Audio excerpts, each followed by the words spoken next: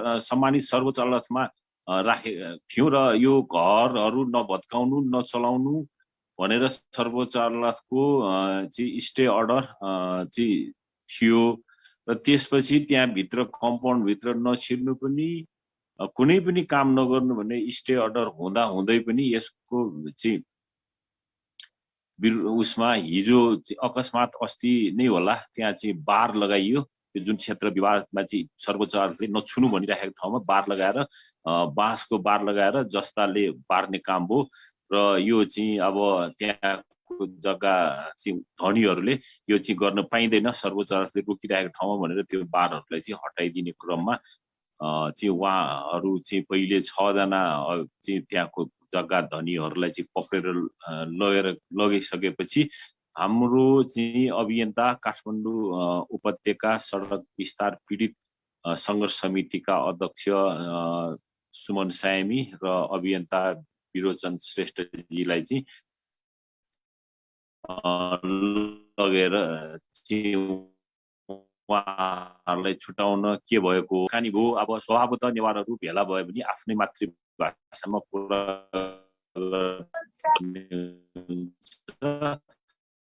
नेपाल भाषामा कुरा गर्यो भनेपछि गर्ने कामहरूको उहाँले प्रतिरोध गरिसकेपछि उहाँलाई पनि चाहिँ थुनामा राखिएको कुरा छ र हिजो बेलुका चाहिँ 8 बजेसम्म हामीले त्यो छुट्याएर त्यो उहाँहरूले चाहिँ छोडिदिने कोसिस गर्नु भनेर हिजो दिनभरिमा उहाँहरूलाई चाहिँ त्यत्तिकै थुनामा राखेर कागज पनि दिएन र थुन्ने हो भने कागज दिनुहोस् पक्राउ पुरिदिनुहोस् भनेर हामीले भनिसकेपछि उहाँहरूले नदिकन आज छोडिदिन्छु भन्ने चाहिँ हामीले आश्वासन दिनुभयो। तर त्यो आश्वासनको चाहिँ विपरीत आज चाहिँ उहाँहरूलाई चाहिँ अदालतमा पेश गरेको कुरा सुन्नमा आएको छ र हामीले चाहिँ भोलि 10 बजे हामी चाहिँ माइती घर फिबोक्ष अर्थात् माइती घर मण्डलामा हामी भेला हुन्छौँ र हामीले चाहिँ बृहत नागरिक आन्दोलन अनि उपत्यका व्यापी सडक विस्तार पीडितहरू र चाहिँ यो चाहिँ नेवा देदबु लगायत चाहिँ विभिन्न सङ्घ संस्था खल पुच मोर्चा आन्दोलन अभियानहरू सबै चाहिँ मिलेर चाहिँ हामीहरू त्यहाँ चाहिँ भेला हुँदैछौँ र भोलि हामी त्यसको चाहिँ प्रतिरोध गर्छौँ। यो भोलिको कार्यक्रमको चाहिँ हामीले नाउँ चाहिँ दिएका छौँ। भोलिको कार्यक्रमको नाउँ चाहिँ हामीले चाहिँ यो विकासको नाउँमा चाहिँ यो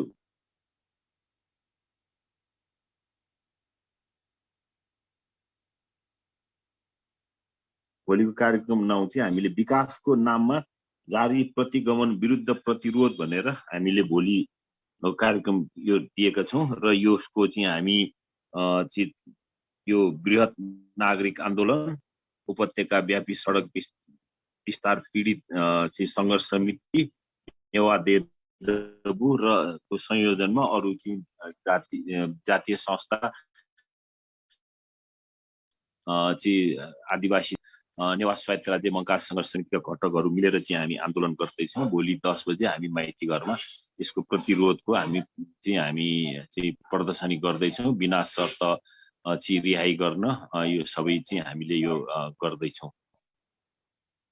धन्यवाद। अहिलेसम्मको र अहिले हामी भर्खरै चाहिँ बृहत नागरिक आन्दोलनबाट एउटा विज्ञप्ति जारी भएको छ र हामी यो 3वटाको एउटा संयुक्त प्रेस विज्ञप्ति पनि अहिले हामीले जारी गरेको अवस्था छ। अभियन्ता र पीडितहरूको गिरफ्तारी विरुद्ध प्रेस विज्ञप्ति 2077 फागुन 13 गते जननिर्वाचित प्रतिनिधि सभा भङ्ग गर्ने असंवैधानिक र प्रतिगामी कदम सर्वोच्च अदालतको फैसलाबाट सचिदा नसचिँदै ओली सरकारको काठमाडौँको बालाजु बाइपासमा जारी गरी गैर न्यायिक सडक विस्तार विरुद्ध सङ्घर्ष पीडित र अभियन्ताहरूलाई फागुन 12 गते गिरफ्तार गर्दै अर्को अलौकिक र जनविरोधी काम गरेको छ। केन्द्र सरकार र स्थानीय सरकार जनप्रतिनिधि र उपत्यका विकास प्राधिकरणले गैर न्यायिक सडक विस्तार र जनताको उठीबासको काम रोक्न र सर्वोच्च अदालतबाट जारी अन्तर्कालीन आदेशलाई समेत थाहै व्यवस्था गर्ने तथा उल्टै पीडित र अभियन्ताहरूमाथि दमन गर्ने गराउने जुन काम गरेको छ त्यसको हामी विरोध र भर्त्सना गर्छौँ।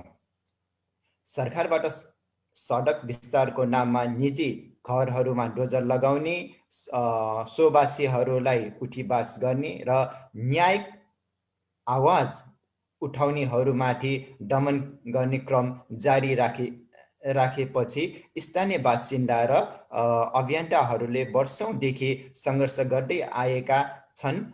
सङ्घर्षको सिलसिलामा सरकारी भवन बनाउन बारिएको जस्ताको बार भट्काएको निहुमा स्थानीय जग्गाधनी तथा पीडित मिन शाही, महेश्वर मानेन्डर, सञ्जय तामाङ, दिपेश श्रेष्ठ, भीमदेव श्रेष्ठ, रुचित्र श्रेष्ठसँगै अभियन्ता सुमन सामी र विरोचन श्रेष्ठलाई चाहिँ महानगरीय प्रहरीविद बालाजुले गिरफ्तार गर्दै जथाभावी मुद्दा चलाउन लागेको छ। विकासको नाममा सरकारको गैर न्यायिक सडक विस्तार संविधानले मौलिक हकको रूपमा पट्याभुटी गरेको निजी सम्पत्तिहरू सम्बन्धी हक अधिकारको हनन, पीडितहरूमाथि निरन्तर दमन र अभियन्ताहरूको गिरफ्तारी आफैमा प्रतिगामी हो। त्यसमाथि प्रहरीभित्र पीडितहरू र अभियन्ताहरूलाई आफ्नो मातृभाषा नेपाल भाषामा कुराकानी गरेकै आधारमा धरपकड गरी झुटा मुद्दा चलाउन निहु बनाउनु गैर संवैधानिक र गैर लोकतान्त्रिक काम हो। हामी नागरिकहरूको मातृभाषा अभिव्यक्ति स्वतन्त्रताको पक्षमा उभिँदै पीडित र अभियन्ताहरूलाई तुरन्त रिहाई गर्न सरकारसँग जोरदार माग गर्छु र बालाजु लगायत देशका विभिन्न भागहरूमा विकासको नाममा जारी डोजर विकास, सभ्यता, सम्पदा र प्रकृतिको विनाशसँगै आदिवासी जनताहरूको उठीबास विरुद्ध जारी न्यायपूर्ण सङ्घर्ष समितिको क्रममा गिरफ्तारीहरूमा परेकाहरूलाई बिना शर्त अविलम्ब रिहा लगायतका लागि फागुन 14 गते शुक्रबार बिहान 10 बजे माइतीघर मण्डलामा हुने प्रतिरोध कार्यक्रममा सहभागी हुन सम्पूर्ण नागरिकमा यसै विज्ञप्ति मार्फत हार्दिक अनुरोध गर्दछौँ। बृहत नागरिक आन्दोलन उपत्यका व्यापी सडक विस्तार पीडित सङ्घर्ष समिति नेवादे डबु संयोजनामा विभिन्न खलपुच मोर्चा अभियन्ता। धन्यवाद। जोजलपा सम्पूर्णमा अहिले भर्खरको अपडेट आएको छ। बालाजु प्रहरीबाट चाहिँ सोरकुटेमा चाहिँ शिफ्ट गरेको छ। यसमा चाहिँ अब उहाँहरूको चाहिँ सायद अब डिभाइड एन्ड रुल गर्ने हिसाबले चाहिँ अब सरकारी प्रहरी प्रशासन यस्तो रूपमा चाहिँ देखा परेको छ अहिले। हुनसक्छ अब हाम्रो भोलिमा पनि धरपकड हुने यस्तो चाहिँ सम्भावना चाहिँ अलिक देखिएको छ। भोलिको हाम्रो प्रदर्शनको बारे चाहिँ अब प्रहरीको फोनहरू पनि लगभग हाम्रो इन्क्वायरी आउँदैछ, शान्तिपूर्ण धरना हो कि पहिला जस्तो हो भनेर यसो इन्क्वायरी भइरहेको छ। अनि अब हामी तयारीमा पनि लागिरहेछौँ र सम्पूर्णलाई चाहिँ उपस्थितिको लागि अनुरोध पनि छ 10:30 बजे माइतीघर मण्डलामा। अब अहिले यति नै खबर छ। अनि हामी चाहिँ अहिले चाहिँ यो अलिकति तयारीमा जुट्नु पर्ने भएकोले चाहिँ म पनि अहिले तपाईँहरू माझबाट चाँडै नै बिदा हुन्छु। अहिले हामी चाहिँ अलिकति यहाँ टोलमा नै कालीमिटीमा नै जाँदैछु म अलिकति मिटिङ राख्नको लागि। भोलि हामी प्रदर्शन बृहत भएन भने हाम्रोमा धरपकड हुने र दमन हुने चाहिँ, किनभने यो सरकारले नीति नै यस्तो हो। त्यसमाथि पनि तपाईँको राज्य मन्त्री रामवीरको अब डाइरेक्ट नै पावर छ कि हामीलाई कसरी हुन्छ दमन गरेर सर्वोच्चको आदेशलाई लत्याएर कसरी हुन्छ बालाजु बाइपासका सोबासी पीडितहरूलाई दमन गर्ने। त्यसको साथसाथै यसमा चाहिँ नेवा विस्थापन पनि जोडेको छ। अहिले हामीलाई दमन गर्न उहाँहरू सफल हुनुभयो भने भरे खोरमादेखि लिएर तपाईँको उपत्यकामा सम्पूर्ण तपाईँको नेवाहरूले चाहिँ आफ्नो उपस्थिति आफ्नो पहिचान आफ्नो सभ्यता चाहिँ गुमाउनु पर्ने स्थिति चाहिँ यो भोलिकोबाट चाहिँ देखिन्छ। त्यसैले चाहिँ सम्पूर्णलाई चाहिँ म आह्वान गर्न चाहन्छु कि तपाईँले आफ्नो आफ्नो तरिकाबाट आफ्नो आफ्नो ठाउँबाट चाहिँ भरसक प्रयास गर्नुहोला। र यति भन्दै म पनि अहिले म कालीमेटीमा जानुपर्ने भएकोले म चाहिँ तपाईँहरूमाझ छोटो अवधिको 2 मिनट समयको लागि चाहिँ म अपिल गरेँ, 2 मिनट मात्र। तपाईँले चाहिँ भोलिको लागि चाहिँ हामीले जानकारी दिनुभयो र घटनाक्रमलाई पनि जानकारी दिनुभयो। म तपाईँलाई चाहिँ एउटा मात्र क्वेसन सोध्न चाहन्छु कि हामी काठमाडौँवासीहरूले झि नेवा बिच काठमाडौँ चाहिँ नेवा भाया ल्या मरुए खला झिद नेवा भायालाना चाहिँ छ्या जो ठोचको चाहिँ विस्तृत चाहिँ जानकारी बिहा चाहिँ आकन चाहिँ बिराजिटा चाहिँ हार्दिक अनुरोध याना ठो चाहिँ कमजोरी हिवे कमजोरी ख छ्यारासा मातृभाषा मौलिक भाषा चाहिँ नवायोपति हक अधिकार दु युएन रिपोर्ट दाइचौं दु कन्भेन्सन 169 ने क्लियरली दाइचौं कि थाउ सबैको मातृभाषा राष्ट्रिय भाषा र्या दाइचौं दु ठो ठाइचौं तबै न छिता ठुली खसकरण जुडु कि मिग बालाजु प्रहरी हिजो बालाजु प्रहरी भित्र 2 जना नेवार आफ्नो भाषामा नेपाल भाषामा त्यो पनि राष्ट्रिय भाषै हो है उपत्यकामा बसेर कुनै पनि प्रहरीले वा कुनै पनि प्रशासनको मान्छेले उपत्यकाको भाषा नबुझ्नु भनेको उहाँहरुको दोषी हो, उहाँहरुको कमजोरी हो र सरकारी निकायको कमजोरी हो।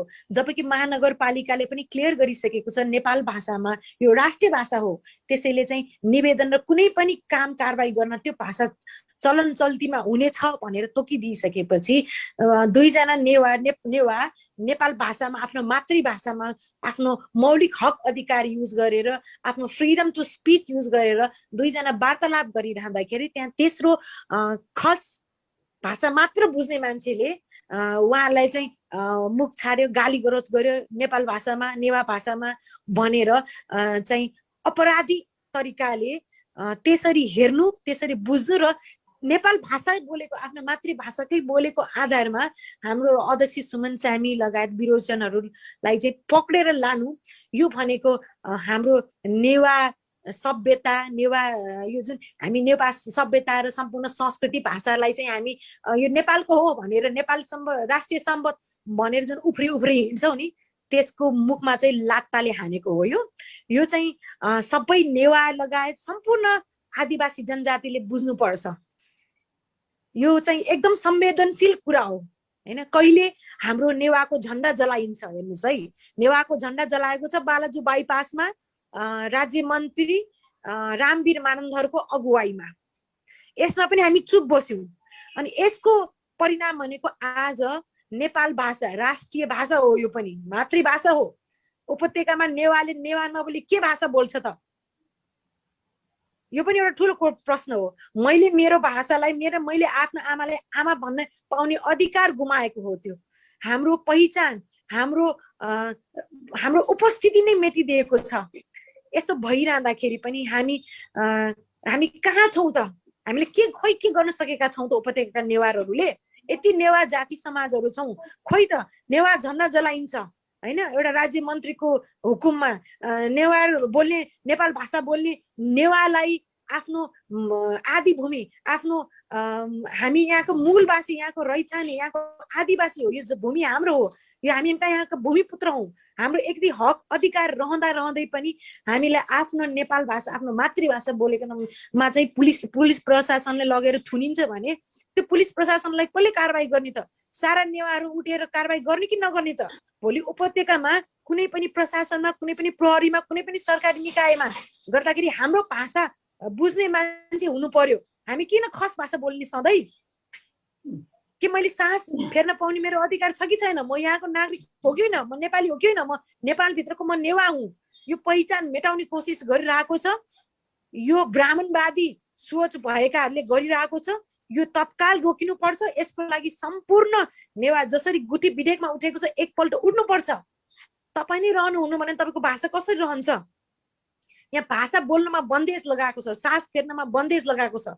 यो भनेको तपाईको मातृभाषा, तपाईको मर्नु भने तपाई मरेको जस्तो, तपाईको मृत्यु हो। तपाईको यो कसरी सहन हुन्छ? म त सहदिनँ, म त यसको लागि बोल्दैछु। सबै नेवा मिलेर बोल्नु पर्यो, सबै जाति समाजले मिलेर बोल्नु पर्यो। अहिले बोल्न सक्नुहुन्न भने तपाईँ के ठुई देखाउनुहुन्छ? नाक यत्रो गरेर हामी फलानो जाति समाज, ढिस्कानो जाति समाज, हाम्रो यति छ, उति छ, पाटनमा यति छ, भक्तपुरमा यति छ, फलानामा यति छ। तपाईँ नाक काटेर चाहिँ के त्यो स्वर्ग गएको जस्तो हो, बराबर हो। तपाईँ बुझ्नुहोस्, यो संवेदनशीलतालाई बुझ्नुहोस् भन्न चाहन्छु म। यति म माफी चाहन्छु, अलि अग्रेसिभ भएँ, किनभने अब पहिला जे भयो भयो, तर अहिले हामीले बुझिरहँदाखेरि यदि मेरो मातृभाषा मेरो नेपाल भाषामा र मेरो भूमिमाथि कसैले लुट्न आउँछ भने म चुप लाएर बस्न सक्दिनँ र बस्दिनँ पनि। र यस्तो पनि आउन सक्छ है, तपाईँले मेरो भाषा मारिरहँदाखेरि, मेरो समुदायलाई मारिरहँदाखेरि यहाँ आतङ्ककारी जन्मिन्छ है। त्यो भोलिपछि त्यो पहिलो आतङ्ककारी मै हुन सक्छु होला है। सरकारले चाहिँ यो पनि हेक्का राख्नुपर्छ, घर घरबाट जन्मिन्छौँ। त्यसैले म चाहिँ अझ सम्पूर्ण अरूलाई त छोडिदिनुहोस् होइन, अरूको पार्टीको झन्डा बोक्नेमा दास मानसिकता भएकोको म कुरा गर्न चाहन्न। तर जो चाहिँ साँच्चीकै नागरिक, नेपाली नागरिक हो, नेपालको सभ्यता संस्कृतिलाई माया गर्नुहुन्छ भने यो 3 करोड नेपालीको जनताको चाहिँ परेको अन्याय हो। सम्माननीय सर्वोच्च अदालतको बदनामी हो। सर्वोच्च अदालतको आदेश नमाने भनेपछि तपाईँ भोलिपर्सि न्याय माग्न कहाँ जानुहुन्छ? जवाब दिनु पर्यो। तपाईँले कहाँ जानुहुन्छ? अदालत भन्दा ठुलो यहाँ पावर भइसकेपछि तपाईँ जान चाहिँ कहाँ जानुहुन्छ? र म अरू चाहिँ विशेष गरेर हामी सडक पीडितलाई म ध्यान दिन चाहन्छु म। तपाईँहरू अहिले मुद्दा जितेको भनेर चिप लाग्नुहुन्छ भने तपाईँको हेर्नु, सरकारले तपाईँको 10 पुस्ता पछाडि पनि दिनुहुन्न। त्यसैले सावधान, खबरदारी गर्नुपर्छ। र भोलि 10:30 बजे उपस्थितिको लागि म हार्दिक अनुरोध गर्ने। हजुर गङ्गाजी, म यही सकाउन चाहे। हजुर, एकदमै धन्यवाद छ हाम्रो नेत्री विद्याजीलाई। उहाँको समयको व्यस्तताले गर्दाखेरि उहाँ हामीसँग छुटिन चाहनुहुन्छ र यति पनि हामीलाई समय दिनुभएकोमा हामीले चाहिँ उहाँप्रति एकदमै आभार व्यक्त गर्दै अब भने म नेदरल्यान्डमा बस्नु हुने हाम्रा अग्रज डाक्टर बालगोपाल श्रेष्ठज्यूलाई चाहिँ म निम्त्याउन चाहन्छु हाम्रो यस फोरममा। हामीले चाहिँ साहित्यिक मार्फतबाट चाहिँ भाषा आन्दोलन गरिरहेको छौँ। विदेशमा बसेर हामी नेपालको नख भनेर, नेवारहरूको नख भनेर चाहिँ हामीले चाहिँ मनाएर चाहिँ प्रमोट गरिरहेछौँ, भाषा बचाउँछु भनेर चाहिँ हामी अगाडि बसिरहेछौँ। तर नेपालमा यसरी भाषालाई चाहिँ मारिरहँदाखेरि हामीले के साहित्यिक कार्यक्रम गर्दाखेरि विदेशमा चाहिँ महपूजा मनाइरहँदाखेरि हाम्रो जुन यो अधिकार बस्छ कि हामी विदेशमा पनि राजनीतिक चिन्तन गरेर मात्रै अगाडि बढ्न सकिन्छ। यस विषयमा चाहिँ छोटो आफ्नो मन्तव्य राख्नको निमित्त हार्दिक अनुरोध गर्दछौँ। डाक्टर बालगोपाल श्रेष्ठजी हो। जुजरपा नमस्ते सक्सिना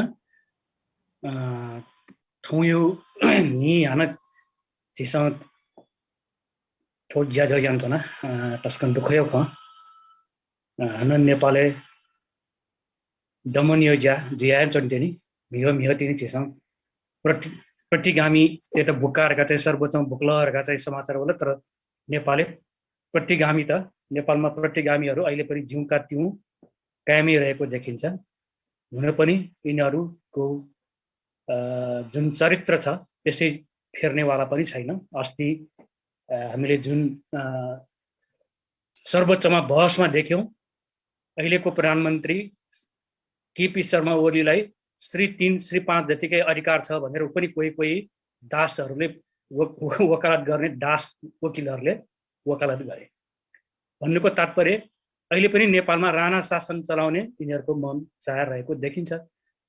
र जुन रूपमा सुमन सामी लगायत यो सम्पदा अभियन्ता यो घरबार लाई चाहिँ डोजर चलाएर जुन उठीवास गर्ने कामको विरोधमा लागिरहेका अभियन्ताहरूलाई चाहिँ समातेर लगेको छ, उहाँहरूलाई तुरन्त रिहाई गर्नुपर्छ। त्यसको अलावा अघि विद्या बहिनीले भने जस्तै मातृभाषा बोलेको कारणले उनीहरूलाई चाहिँ प्रहरीले जथानाम बोलेको, गाली गरेको भन्ने जुन सुनियो, यो एउटा अत्यन्त निन्दाजनक खेदजनक कुरा हो। आफ्नो मातृभाषा बोल्न नपाउने कस्तो कानुन, कस्तो देश। हामी यो व्यवस्था, यो गणतन्त्र ल्याएको कारण सबै भाषालाई समान अधिकार, सबै भाषाले सरकारी कामकाजमा चलाउन पाउने यो अधिकारको लागि नेवार लगायत नेपालका सबै जाति जनजाति मधेसी सबैले लडेका थियो। तर अहिलेको गणतन्त्रमा पनि आफ्नो मातृभाषा बोल्यो भनेर यस्तो किसिमको अत्याचार पुलिसले गरेको देखिन आयो। यसको लागि यो शेरपाँचको सरकार त होइन, अहिले शेरपाँचको जस्तै चलाइरहेको श्री 3 कै जस्तै चलाइरहेको सरकारले, ओलीको बदनाम सरकारले जनता सामु क्षमा माग्नुपर्छ। हामीलाई थाहा छ राणा शासनमा हाम्रा अग्रजहरू चित्तहर हृदयले जब एउटा नेपाल भाषामा कविता लेखेको थियो, कविता लेखेकै कारण उहाँलाई चाहिँ जेल सजाय दिएको थियो। नेपाल भाषामा कविता लेखेकै कारण हाम्रो सिद्धिचरण श्रेष्ठलाई जेलमा हालेको थियो। सिद्धिदासले दुःख सहनु परेको थियो र फतेबहादुर सिंहलाई आजीवन कारावास हालेको थियो एउटा नेपाल भाषामा किताब निकाले भनेर। अब नेपालमा प्रजातन्त्र आएको 70 वर्ष भइसक्यो। 70 वर्षको यो अवधिमा नेपालबाट श्री 3 हटेको मात्र होइन, श्री 5 यो 240 वर्षको निरङ्कुश शाह शासन पनि हटिसकेको छ। तर नेपालमा अहिले आइपुगेर फेरि पनि त्यही श्री 3 श्री 5 कै अनुयायीहरू अहिलेको खड्ग प्रसाद ओली कथित कम्युनिस्टको नाममा शासन गरिरहेको छ र जसले निर्लज्जपूर्वक आफ्नो भाषा बोल्नेहरूलाई गिरफ्तार गर्ने काम, त्यो पनि अघि हाम्रो नेवादी डबुका अध्यक्षले भन्नुभए जस्तै कुनै कागज बिना, कुनै वारेन्ट बिना त्यसै थुन्ने काम भएको छ। कानुनै नभएको देश जस्तो अहिले जुन महसुस गर्न हामीलाई बाध्य पारेको छ। यो ज्यादै खेदजनक कुरा हो। आफ्नो मातृभाषा बोल्न पाउने अधिकार हामीले लडेर ल्याएका हौँ। यो अधिकार हामीलाई प्रत्यावर्ती हुनै पर्छ र यसको लागि कुन कुन कानुनहरू चेन्ज गर्नुपर्ने, कुन कुन संविधानका बुँडाहरू परिवर्तन गर्नुपर्ने, त्यो गर्नुपर्छ। हुन त अन्तरिम संविधानले सबै भाषा सबैतिर चलाउन पाउने अधिकार दिइसकेकै थियो, तर षड्यन्त्रपूर्ण ढङ्गले चाहिँ पहिलो संविधान सभा भङ्ग गरेर दोस्रो संविधान सभाले जुन संविधान यहाँ ल्याएको छ, त्यो संविधान नै एक किसिमले जनजातिको भाषा जातिलाई चाहिँ थिच्ने मिच्ने, पहिले जस्तै एक भाषाको चाहिँ नीति कायम राख्ने हेतुले ल्याएको देखिन्छ। र त्यो कारणले पनि एउटा खस भाषाले मात्र नेपाली नामाकरण गरेर एउटा खस भाषा मात्र सरकारी कामकाजको भाषा भनेर घोषणा गरेर अरू भाषाहरूलाई चाहिँ स्थानीय भाषा, अरू भाषालाई चाहिँ प्रदेशमा चलाउने, क्षेत्रमा चलाउने भनेर जुन प्रावधान राखेको छ, संविधानको त्यो प्रावधानै एउटा धोखापूर्ण हो। किनभनेदेखि उदाहरणकै रूपमा लिए पनि हामी नेवारहरूको भाषा स्थानीय भाषा होइन। हाम्रो नेवारहरू एउटा काठमाडौँमा, एउटा भक्तपुरमा, थिमीमा, धुरीखेलमा, दोलखामा मात्र सीमित छैन। पूर्व मेचीदेखि पश्चिम महाकालीसम्म 75 जिल्लामा नेवारहरू फैलिएको हाम्रो तथ्याङ्कबाट देखाउँछ भनेदेखि कसरी त्यो स्थानीय भाषा हुन सक्छ। र एउटा सानो भाषा भए पनि त्यो भाषाले सरकारमा कामकाजको लागि चलाउन पाउने अधिकार हुनुपर्छ। हुन त कम्युनिस्टको नाममा कलङ्क बनेका अहिलेका शासकहरूलाई थाहा नभएको कुरा होइन। कम्युनिस्टको प्रवर्तक मानिएको भ्लादिमिर इलिच लेनिनले 4 जनाले बोल्ने भाषाले पनि समान अधिकार हुनुपर्छ भनेर बोलेको थियो। तर अहिलेका कम्युनिस्टको नाममा कलङ्क बनेका नेपालका शासकहरू कम्युनिस्टको नाममा शासन त गरिरहेको छ, लेनिनको नीति पनि लिनु छैन, माओको नीति पनि यिनीहरूले लिएको छैन, मार्क्सको नीति पनि लिएको छैन। त्यही एउटा चाहिँ सिङ्न पुच्छरको एक नस्लीय, एक जातीय, एक भाषीय नीति लिएर सबै जाति, सबै जनजातिलाई खिच्ने काम नेपालमा आज पर्यन्त भइरहेको छ। यो काम धेरै टाढा त जान सक्दैन। अहिले नै हामीले देखिहाल्यौँ खड्ग ओलीले जुन किसिमको चाहिँ फ्याँफुर्ती लगाएको थियो, संविधान नै मिचेर संसदै विघटन गरेर ऊ सर्वेसर्वा हुने, श्री 3 हुने जुन सपना देखेको थियो, त्यो सर्वोच्च अदालतले चकनाचुर पारिदिइसकेकै छ। यस्तो किसिमको खड्ग ओलीहरू आज होइन भोलि पर्सि पनि कोही निस्क्यो भने यसरी नै जनताको सङ्घर्षबाट यिनीहरूलाई ढुङ्गो चटाउनेछ र धेरै दिन टिक्न दिने छैन। हामीलाई लाग्छ यो आज जुन नेपाल भाषा बोल्यो भनेर सुमन स्यामी लगायतका साथीहरूलाई चाहिँ गिरफ्तार गरेको छ, त्यसको लागि यो सरकारले, भविष्यको सरकारले माफी माग्नुपर्छ र नेपालका विभिन्न जाति जनजातिहरूमाथि 250 वर्षदेखि भाषा भाषाको नाममा जातिको नाममा जुन किसिमको शोषण दमन भएको छ त्यसको क्षतिपूर्ति यिनीहरूले दिनुपर्छ।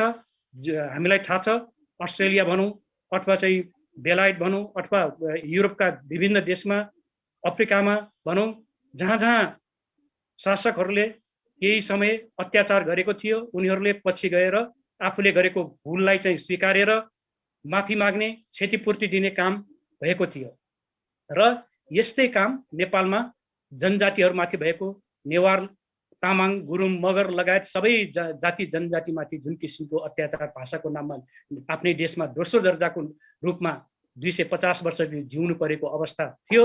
त्यो अवस्थाले उनीहरूमा पर्न गएको पीडा उनीहरू जुन उत्पीडन भोग्नु परेको छ त्यो उत्पीडनको लागि यहाँको एक नस्लीय सरकारले माफी मागेर एक भाषा एक जातिको चाहिँ जुन नीति लिएको छ त्यसको चाहिँ अन्त्य गरेर उनीहरूलाई चाहिँ विगतमा भएको अत्याचारको क्षतिपूर्ति पनि व्यवस्था हुनुपर्छ भन्ने म माग राख्दछु र फेरि पनि यहाँ साथीहरूलाई धन्यवाद दिन चाहन्छु। आज यो महत्त्वपूर्ण कार्यक्रम हो र यो कुरा नेवादे डबुले आज हुने कार्यक्रममा पनि राख्नुहुनेछ नै। यो क्षतिपूर्तिको कुरा हामीले उठाउँदै जानुपर्छ, बुलन्द गर्नुपर्छ सबै जनजातिहरूले भन्ने मलाई लाग्छ। आजलाई म यति नै भन्छु। हस् यको सुभा जय माम्बा यको सुभा दाइटा जय माभा नप चाहिँ दाइटा छौ चाहिँ नाच दिनो चाहिँ क्वेसन चाहिँ छुरा चाहिँ झिसा चाहिँ विदेशी चुना चाहिँ झि फुएने जति ज्याम चाहिँ राजनीतिक जनचेतना चाहिँ झिसा जग्गा या फैले कि म फैरे चाहिँ छौ क्वेसन ख ओके चाहिँ 1 मिनेट नो नादी स्योर काठेन झि नेवाट चाहिँ देशेन नेपाली दुने 75 जिल्ला फैले कि विदेश सेन ठाउँकने यक्को देश फैले जी ढुमकौडु यक्को देश ठठौ संगठन त बने जुडु अहिले चाहिँ वर्ल्ड नेवा अर्गनाइजेसन ढका चाहिँ संगठन न बने जुन करिब 10 वर्ष 11 वर्ष थे जिरकौडु ठुलियो दुने झिसौँ चाहे दियो छुड्याले झि भेज गर्ने जामको झिउ अधिकारको लागि नेपाली दियो चाहिँ सरकार यहाँ चाहिँ दमन अत्याचारको लागि चाहिँ नेवा त्यसो सटेमा वेन नेमा मनोरञ्जन जानन जीमा तर चाहिँ छुड्याले जब तक झिउ भाषा जाति अथवा चाहिँ राज्य चाहिँ समान अधिकार बिपैमाको त्यो समान अधिकारको लागि सटेउन झिउ पक्क नेवाटे चाहिँ कर्तव्य छ। झिसन चाहिँ झिउ देशे नेवाट चाहिँ गु ठाउँ दोस्रो दर्जा नागरिक दिया ठाउँ भाषा चल्या मखङको स्कुले बने मखङ ठाउँ भाषा अदालत अफिसे गणन चल्या मखङको मानिचने माउडु ठो सरासर दोस्रो दर्जा नागरिक कथन छिटो चाहिँ सरकार व्यवहार यान चौख झिसङ खनातना कन नेदरल्यान्ड बेलायत अमेरिका स्पेन पोर्चुगल यहाँ ठेन नेवाट नेपाली त ठेना चौधु अनटक्कन ठठौ भाषा छेलेउ अधिकार इमसन बिया चौधु गनौ चाहिँ मुद्दा जुल्ला छ अस्पताल वन्दा छ सिचन चाहिँ छु समस्या पर्जुल्ला छ वो देश सरकार इन्टरप्रेटर व्यवस्था याना इम्ट चाहिँ माउ कठौ भाषा यो चाहिँ सुविधा ठठौ भाषा छेलेउ ठेनको सुविधा विदेशी टेकन बिया चौधु ढाबले ठाउँ नेपाली चना नेपाली दुने नेपाली त्यसको ठाउँ अधिकार क्यामो पट ठाउँ भाषा छेले मरेका चुनेमाल भाषा नवाडका चाहिँ गिरफ्तारी फया चुनेमाल ठोटस्के बामलाउ परिस्थिति का ठो कारण यान पिने चम्पी नेवाटेसँग ठोख महसुस याना झिसङ वे मनोरञ्जनले ठाउँ यी सिटी मसोसी नेपालले नेवा जनता त चाहिँ जेतौँ अत्याचार अन्याय विरोधे सटेउ एकता बद्धता केनेउ ठो जान झिसङ यानिङकेमा जी खाली भेनीले लगे जी थुए गराए पछि हाम्रो यो आज म खस भाषाबाटै अलिकति बोल्न चाहन्छु। बालाजु सडक पीडित आन्दोलनको क्रममा जुन चाहिँ अदालतले पनि स्टे अर्डर गरेको र अहिले नचलाउनु केही पनि गर्नु भनेर चाहिँ जुन चाहिँ अदालतले चाहिँ स्टे अर्डर गरेको ठाउँमा पनि नेपाल सरकारको तर्फबाट चाहिँ स्पेशल हाम्रो अब रामवीर मानन्दर ज्यूले हुनुसँग रिलेटेड उहाँकै अर्डरमा भन्नुपर्छ हामीले त्यही भनिराखेका छौँ र यहाँ चाहिँ त्यो क्रममा चाहिँ अब समातेर लगेपछि जुन त्यहाँ गइसकेपछि नेपाल भाषामा कुराकानी गर्ने क्रममा चाहिँ नेपाल भाषा किन बोलेको भनेर चाहिँ त्यहाँ थप त्यस सम्बन्धी हाम्रो उपत्यका सडक विस्तार सङ्घर्ष समितिका अध्यक्ष हाम्रो सुमन मानन्जरज्यू लगायत अरू साथीहरू हाम्रो पक्राउ गर्नुभएको छ। यो प्रश्न चाहिँ यो नेपाल भाषा बोलेकै भनेर उहाँहरूलाई गरेको हो। अब नेपालको संविधान अहिले भर्खरै हाम्रो बालपाल दाइले पनि भन्नुभयो, नेपालको संविधानमा नेपालमा बोलिने सम्पूर्ण भाषाहरू राष्ट्रभाषा हुनेछन् भनेर प्रश्न लेखिसकेको छ। त्यो लेख्दै पनि तल चाहिँ अलिकति चाहिँ हाम्रो चाहिँ त्यहाँ त्यसको पनि हामी विरोध गर्दै आइरहेका छौँ। नेपालको सम्पूर्ण भाषाहरू राष्ट्रभाषा भनेर भनिसकेपछि सम्पूर्ण भाषाहरू बराबर हुनुपर्छ भनेर हामीले भनेका हौँ। तर राष्ट्रभाषा चाहिँ सम्पूर्ण राष्ट्रभाषा बराबर भनेर भनिसकेको अवस्था पनि छ। तर एउटा धारामा चाहिँ सरकारी कामकाजको भाषा चाहिँ नेपाली भाषा भनेर लेखिराखेको छ।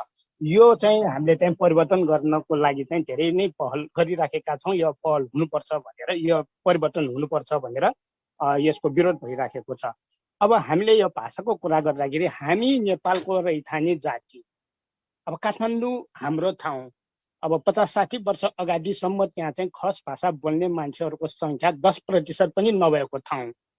अहिले पनि हाम्रो नगरको चाहिँ कोर एरियाहरू काठमाडौँ, पाटन, भक्तपुर, किर्तिपुर, इभेन बनेपा, धुरीखेल, पनौती, नाला, यता थसी, लुबु, थैब धेरै ठाउँहरू छन् हाम्रो। जुन चाहिँ कोर एरियाहरूको नगर एरियाभित्र वडाहरूमा चाहिँ हाम्रो चाहिँ खस भाषा बोल्ने चाहिँ त्यहाँको जनसङ्ख्या 2% पनि छैन।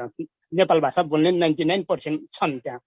त्यस्तो ठाउँमा समेत त्यहाँको चाहिँ वडाको सचिव चाहिँ नेपाल सरकारले चाहिँ जुन चाहिँ हामीले खारेज गर्नुपर्छ, यो सचिव सिडिओ जुन चाहिँ यो प्रदेश प्रमुख नै चाहिँ हाम्रो संविधान चाहिँ संहितामा गइसकेपछि यो पदहरू खारेज गर्नुपर्छ भनेर हामीले भनिराखेका छौँ। अहिलेसम्म खारेज भइसकेको छैन। हाम्रो जननिर्वाचित सरकार भइसकेपछि, स्थानीय सरकार भइसकेपछि यो 3 तहको सरकार छ, त्यो सरकार नै सबैभन्दा ठुलो हो। जनताले छानेकै पद नै सबैभन्दा ठुलो हुनुपर्छ भनेर हामीले भनिराखेका छौँ। तर नेपाल सरकारले त्योभन्दा पनि ठुलो चाहिँ अहिले चाहिँ प्रदेश प्रमुख, सिडिओ, त्यस्तै सचिव बनाइराखेको अवस्था छ। त्यो हट्नुपर्छ भन्छ। कोर एरिया, नगरको कोर एरियाहरूमा नेपाल भाषा बोल्ने 99% हुँदाखेरि पनि जब सचिव चाहिँ उहाँ जुम्लाबाट, उहाँ चाहिँ म्याग्दीबाट नेपाल भाषा नै नजाने पठाइदिइसकेपछि हाम्रो आमा बाउहरू, हाम्रो बाजेहरू जो भाषा जान्दैनन्, खस भाषा, उनीहरू जान्दाखेरि फर्काइराखेको अवस्था अहिलेसम्म छ। जबकि नेपालको संविधान अनुसार नेपालको सम्पूर्ण भाषाहरू राष्ट्रिय भाषाहरू भनेर भनिसकेको अवस्था पनि छ भने नेपाल सरकारको शिक्षा ऐनले चाहिँ स्थानीय ठाउँमा स्थानीय भाषा चाहिँ लागू गर्ने भनेर पनि ऊ गरिसकेको छ। अब त्यो चाहिँ अहिले चाहिँ ऐन कानुन बनाइसकेको छैन होइन। अब काठमाडौँ नगरपालिकाले भर्खरै चाहिँ 172 जना शिक्षकहरू नेपाल भाषाको माग पनि गरेको छ, अनिवार्य पनि गरेको छ। यस्तो अवस्था हुँदाहुँदै चाहिँ पुरानो कानुनहरूलाई र पुरानो तिथिहरूलाई नै, पुरानो चाहिँ जुन परम्पराहरूलाई नै टेकेर यहाँको चाहिँ ब्युरोक्रेसीले, यहाँको जुन चाहिँ सरकारी कर्मचारीहरूले जुन हामीलाई त्यो हेपाहा प्रविधि छ हाम्रो भाषा बोल्दाखेरि चाहिँ हामीलाई चाहिँ फर्काउने जुन कार्य गर्यो, यो एकदमै निन्दनीय छ। हामी हाम्रै देशमा हाम्रो भाषा बोल्न पाउँदैन भने यो जस्तो दुःखको कुरा के होला र होइन। अब जस्तो चाहिँ हामीले चाहिँ हाम्रो भाषा राष्ट्रिय र हाम्रो भाषा तिमीहरूको भाषा तिमीहरू बोल्न कसले रोकेको छ, तिमीहरू पढन, तिमीहरू आफै पढ्दैन, तिमीहरू पढन, तिमीहरू सिकन भनेर उनीहरूले भनिराखेको अवस्था छ। त्यो उनीहरूले पढ्ने, हामी आफै पढ्ने, आफ्नै सिक्ने त हामी अमेरिकामा पनि अधिकार छ। हामी यहाँ इजरायलमा पनि हाम्रो भाषा हामी बोलिराखेका छौँ। हामी नेवारहरूसँग हाम्रै भाषा बोलिराखेका छौँ। हाम्रै चाडपर्व सबै हामी नेपालमा भन्दा यहाँ चाहिँ छुट छ यस्तोको लागि। हामी आफ्नै जन्मेको ठाउँमा चाहिँ हामीले आफ्नै वडामा चाहिँ हाम्रो भाषा बोल्न पाइराखेका छैन। यो हो दुःख हामीले। अनि चाहिँ हामीले चाहिँ यहाँ चाहिँ इजरायलमा जति मात्रै अधिकार हो त हाम्रो नेपाल भाषाको लागि। हामीले भनेको 123वटा भाषा जब बराबर राष्ट्रिय भनेर भनिसकेपछि एउटा भाषा बहु र अरू भाषाहरू सबै छोरा र नाति र किन यो व्यवहार भयो? एउटा भाषा चाहिँ क्षेत्रीय पनि नहुने, जातीय पनि नहुने, जबकि अब हाम्रो भाषालाई जातीय क्षेत्रीय भनेर, जबकि अघि हाम्रो यहाँ अङ्ग्रेजहरूले भन्नुभयो हाम्रो भाषा चाहिँ 75 जिल्लामा 77 जिल्लामा अहिले बोल्ने मान्छेहरू छन् भने कसरी क्षेत्रीय भाषा हुन्छन्? अहिले अन्तर्राष्ट्रिय स्तरमा चाहिँ अमेरिकाको मेरील्यान्ड राज्यमा समेत त्यहाँ चाहिँ सरकारी अदालतमा समेत त्यहाँ चाहिँ नेपाल भाषाबाटै बोल्ने अधिकार त्यहाँ प्राप्त गरेको छ भने हाम्रो नेपालमा किन यस्तो भइराखेको छ? यस सम्बन्धमा चाहिँ हामी सम्पूर्ण नेवारहरूले चाहिँ एकजुट भएर चाहिँ सम्पूर्ण नेवार लगायत सम्पूर्ण नेपालीहरूले नै यो भाषिक आन्दोलनमा जति पनि लागेका सबै न्यायप्रेमी जनताहरू एकदमै एकजुटमा बस्नुपर्ने अवस्था मैले देखिराखेको छु। किनभने यो चाहिँ भाषा नै मर्यो भने जस्तो अब नेवार कम्युनिटी अरू कम्युनिटी जस्तो अरू कम्युनिटीहरू भनेको मगर भनेको एक नस्लको एउटा जात भयो, मगर तामाङ गुरुङ भयो भने यो छेत्री अनि बाहुन भनेको चाहिँ एउटा एउटा जात हो भने नेवारहरू एक जात होइन। नेवारहरू चाहिँ भाषालाई नै भाषा जुन भाषा बोलेर नै एक ठाउँमा आएको समुदाय हो, जहाँ बाहुन पनि छन्, जहाँ दलित पनि छन्, जहाँ छेत्री पनि छन्, जहाँ बुद्धिस्ट पनि छन्, जहाँ क्रिस्चियन मुस्लिम धेरै छन्। हामी नेवारहरू भनेको कुनै एक जात होइन, एक धर्मको होइन, एक संस्कार संस्कृति मात्र होइन। हामी चाहिँ भाषाले मात्र नेवार भएका हौँ। नेवारहरूले भाषाबाट नै विमुख भयो भने हामी कसरी नेवार बनिन्छ? त्यस कारणले हामीले सबभन्दा बचाउनु पर्ने नै भाषा हो, थाकथलो हो। हाम्रो ठाउँमा हाम्रो भाषा भनेर चाहिँ हामीले चाहिँ एकदमै लागि पर्नु भएको छ। यो लाग्नु परेको छ। म यो सम्बन्धीमा चाहिँ अहिले सरकारले जुन चाहिँ काम गरेको छ यसको लागि चाहिँ म मेरो तर्फबाट र हाम्रो नेवा पहिचान नेवा राजनीतिक अभियानको तर्फको पनि म एउटा चाहिँ भएको हुनाले चाहिँ म यसको तर्फबाट चाहिँ यो सरकारले गरेको कामको चाहिँ भर भर्त्सना गर्छु र सम्पूर्ण संसारभरि खोलेका सङ्घ संस्थाहरूले चाहिँ यसको चाहिँ जोरदार माग उठाउन, यसको विरोधमा जोरदार आवाज उठाउन म हार्दिक अनुरोध पनि गर्दछु। किनभने हामी भाषा नै नभएपछि हामी कसरी नेवार बनिन्छ? त्यस कारणले चाहिँ हामीले चाहिँ भनिराखेका छौँ। अब हाम्रो अग्रज एकजना दाइले भर्खरै भन्नुभयो सबैले बुझ्ने भनेको संसारमा कुनै पनि भाषा हुँदैन। यो म यहाँहरूलाई जानकारी गराउँछु। जब सरकारले बुझाउँछ भने पनि बुझ्दैन। अहिले खस भाषालाई चाहिँ सबैले बुझाउनको लागि, सबैले सिकोस् भन्नको लागि उनीहरूले 70 वर्षदेखि त्यत्रो लामो चाहिँ एउटै ग्रामर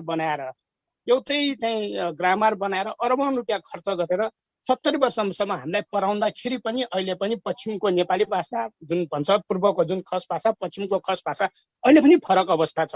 टाइममा ग्रामरको कुरामा उहाँहरू पनि विवादहरू आउँछन् भने हाम्रो भाषाको लागि न सरकारले एक सुका दिएको छ, न स्कुल स्थापना गर्न दिएको छ, न केही गर्न दिएको छ। यो एकरूपता ल्याउनलाई त कति गाह्रो छ। त्यस कारणले हामीले चाहिँ सरकारले नै चाहिँ जनसङ्ख्याको आधारमा नेपालको 123वटा भाषालाई 5% जनसङ्ख्याको भएकोलाई 5%, 10% भएकोलाई 10%, 20%लाई 20% र खस भाषा बोल्ने मातृभाषा खस भाषा लेख्नेहरू कति प्रतिशत छ? 1 करोड पैसा खर्च गर्छ भने त्यो 1 करोड पैसालाई 123वटा भाषालाई नै बराबर खर्च गर्नुपर्छ प्रतिशतको आधारमा हामीले भनिआएका छौँ। त्यस कारणले चाहिँ हामी यस सम्बन्धमा चाहिँ सम्पूर्ण नेवाखलहरूलाई म हार्दिक अनुरोध पनि गर्दछु। यस्तो कुराहरूमा हामीले चाहिँ संस्कार संस्कृति मनाउँदै गरेको अवस्थामा यस्तो कुराहरूमा पनि अधिकारको कुराहरूमा पनि हामीले आवाज उठाउनुपर्छ। नत्र हामी चाहिँ यहाँ मपूजा मनाउँदै हाम्रो चाहिँ भाषा वहाँ काठमाडौँमा उपत्यकामा सिधाइदिन्छ भनेर म भन्न चाहन्छु। यहाँ इजरायलको कुरा गर्दाखेरि इजरायलहरूले यहुदी भाषा, उनीहरूको हिब्रू भाषा बचाउनको लागि संसारभरि बसेका यहुदीहरूले त्यहाँ डोनेसन गरेका छन्, आवाजहरू उठाएका छन्, उनीहरूले हरेक गरेका छन्। किनभने यो इजरायल भनेको उनीहरूले यो म अमेरिकामा बसेको यहुदी भए पनि इजरायल मेरो चाहिँ पुर्ख्यौली ठाउँ भनेर उनीहरूले गर्व गर्छ। नेपाल बाहिर बस्ने सम्पूर्ण नेवारहरूले चाहिँ यदि काठमाडौँ उपत्यका हामीले बचाउन सकेन भने, काठमाडौँ उपत्यका नेवारहरूको राज्य भनेर हामीले बचाउन सकेन भने भोलि चाहिँ नेवारहरू चाहिँ नरहने अवस्था आउने भएकोले चाहिँ हामी चाहिँ म झापाको नेवार भएर नबस्नु होला। किनभने संसारमा जुनसुकै समुदायको पनि जातिको पनि आफ्नो थाकथलो हुन्छ। नागाहरू संसारको जुनसुकै ठाउँमा गए पनि म मेरो नागाल्यान्ड मेरो राज्य मेरो देश भनेर गर्व गर्छ। इजरायल यहुदीहरू संसारको जुनसुकै ठाउँमा भए पनि इजरायल हाम्रो पुर्ख्यौली ठाउँ भनेर गर्व गर्छ। हेब्रू हाम्रो भाषा भनेर गर्व गर्छ। शेर्पाहरू संसारको जुनसुकै ठाउँमा गए पनि म नेपालको हिमाली क्षेत्रको मान्छे भनेर गर्व गर्छ। त्यसको रक्षाको लागि, त्यसको संवर्धनको लागि उनीहरूले चाहिँ योजनाहरू लाउँछ। हामी नेपालको झापामा बस्ने, गोर्खामा बस्ने, अन्य बाहिर बस्ने नेवारहरूलाई यो चाहिँ सिक्नु पर्यो। किनभने हामी जुनसुकै ठाउँमा भए पनि हामी नेवारहरूको एउटा राज्य हुनुपर्छ। त्यो काठमाडौँ हो। भोलि चाहिँ अब यस्तो अनर्स नहोस्, भोलि चाहिँ नेपालमा चाहिँ कुनै बेला चाहिँ जातीय युद्ध भयो भने शरण दिने भएकै यहुदीहरू, यदि अमेरिकामा युद्ध भयो भने यहुदीहरू भागेर आउने इजरायलै हो। शेर्पाहरू कतै अमेरिकामा चाहिँ नेपालसँग धेरै द्वन्द्व भयो भने भागेर आउने शेर्पा प्रदेश नै हो, होइन?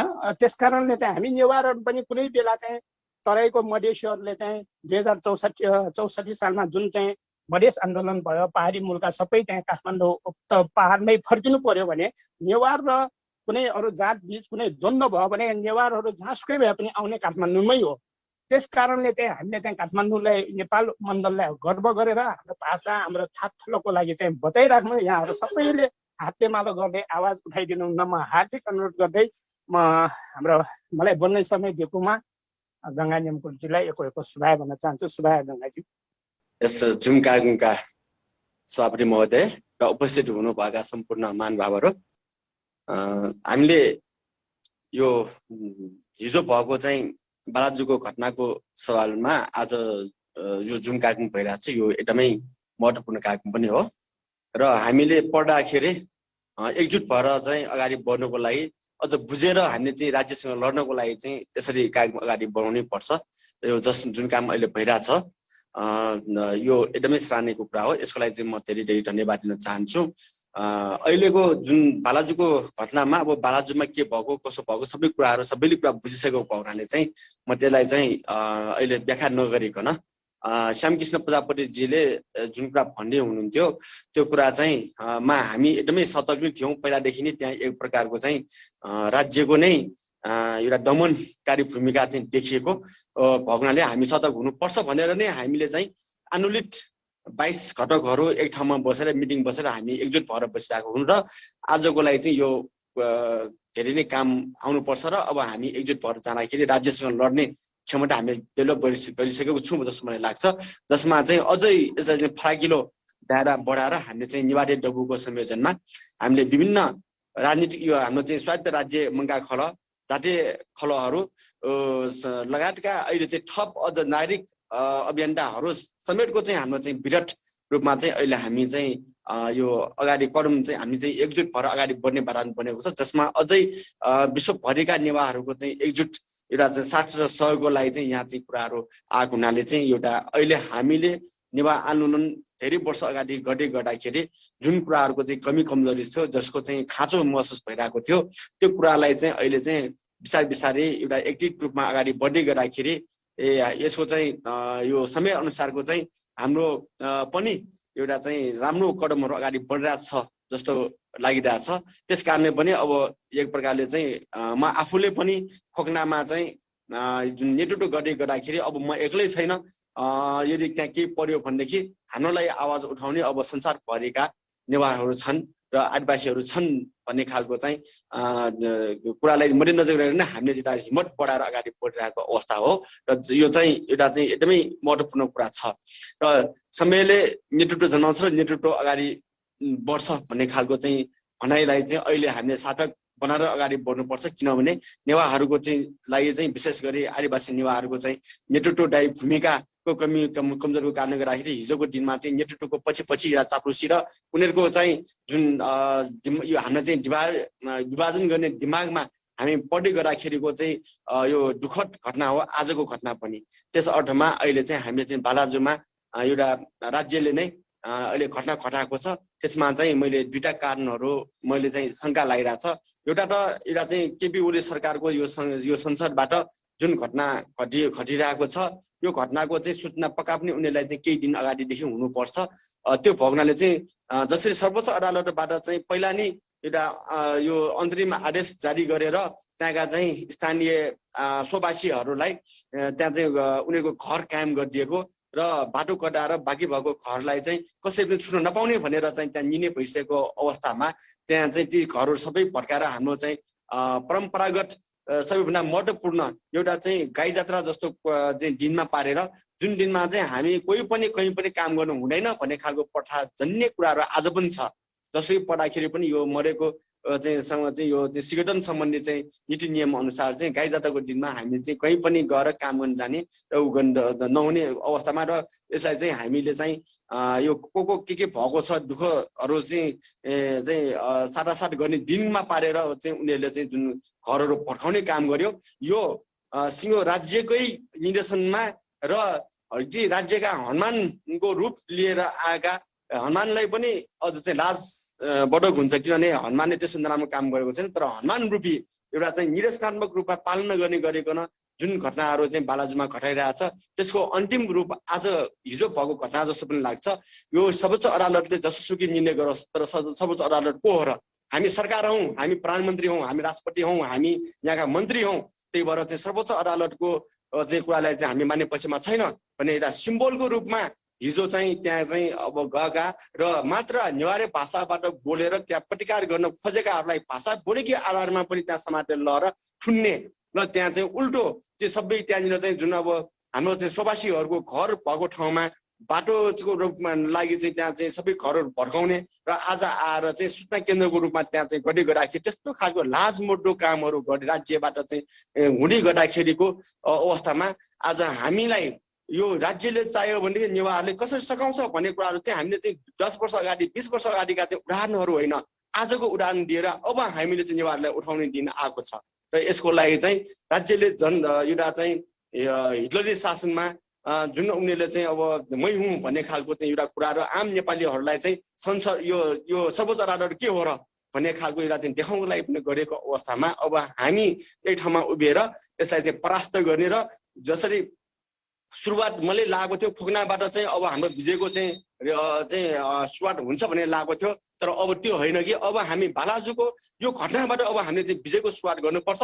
यसको लागि चाहिँ समग्र यो उपत्यका मात्र होइन कि संसारभरिका चाहिँ आदिवासीहरू र विशेष गरी नेवारहरू चाहिँ को अग्रसरतामा चाहिँ यसलाई चाहिँ हामीले चाहिँ अगाडि बढ्नुपर्छ जस्तो लाग्छ। र अघि नै हामीले चाहिँ नेवारी डबुमै हामीले चाहिँ 4 बजेदेखिको एउटा बैठकमा हामी बस्यौँ। हाम्रो चाहिँ नरेश तामाकारजीको चाहिँ संयोजनमा त्यहाँनिर चाहिँ हामी नागरिक समाज सबै बसेर हामी एउटा चाहिँ रोड म्याप हामी तयार गरेका छौँ। यहाँ अहिले हाम्रो प्रेस विज्ञप्तिको पनि पुरा चाहिँ हामी तयार भइसकेको अवस्था छ र प्रेस विज्ञप्ति लगत्तै हामी भोलिको कार्यक्रम लगत्तै अर्को कार्यक्रम हामीले चाहिँ त्यहाँ घोषणा भइसकेको छ। जुन कुराहरू नरेश तामाकारजी पनि अहिले यहाँ हुनुहुन्छ र यो कुरालाई चाहिँ हामीले चाहिँ कुनै कुराहरू गोपिराख्नु पनि के कुराहरू आफ्नो ठाउँमा छ त्यसरी हामी क्रमिक रूपमा अगाडि बढ्छौँ र यसको लागि चाहिँ एउटा महत्त्वपूर्ण कार्यक्रम अहिले भइरहेको छ। र अर्को कुरा के हो भनेदेखि अघि नै हामी चाहिँ त्यहाँ बालाजु बाइपासमा जाने गर्दाखेरि त्यहाँका चाहिँ जुन अब चाहिँ भित्र परेका 8 जना मध्येका 5 जना चाहिँ हाम्रो चाहिँ बालाजु बाइपासका 6 जना चाहिँ त्यहीका चाहिँ पीडितहरू पनि रहेछ र उहाँको जुन परिवारलाई चाहिँ के कस्तो समस्या छ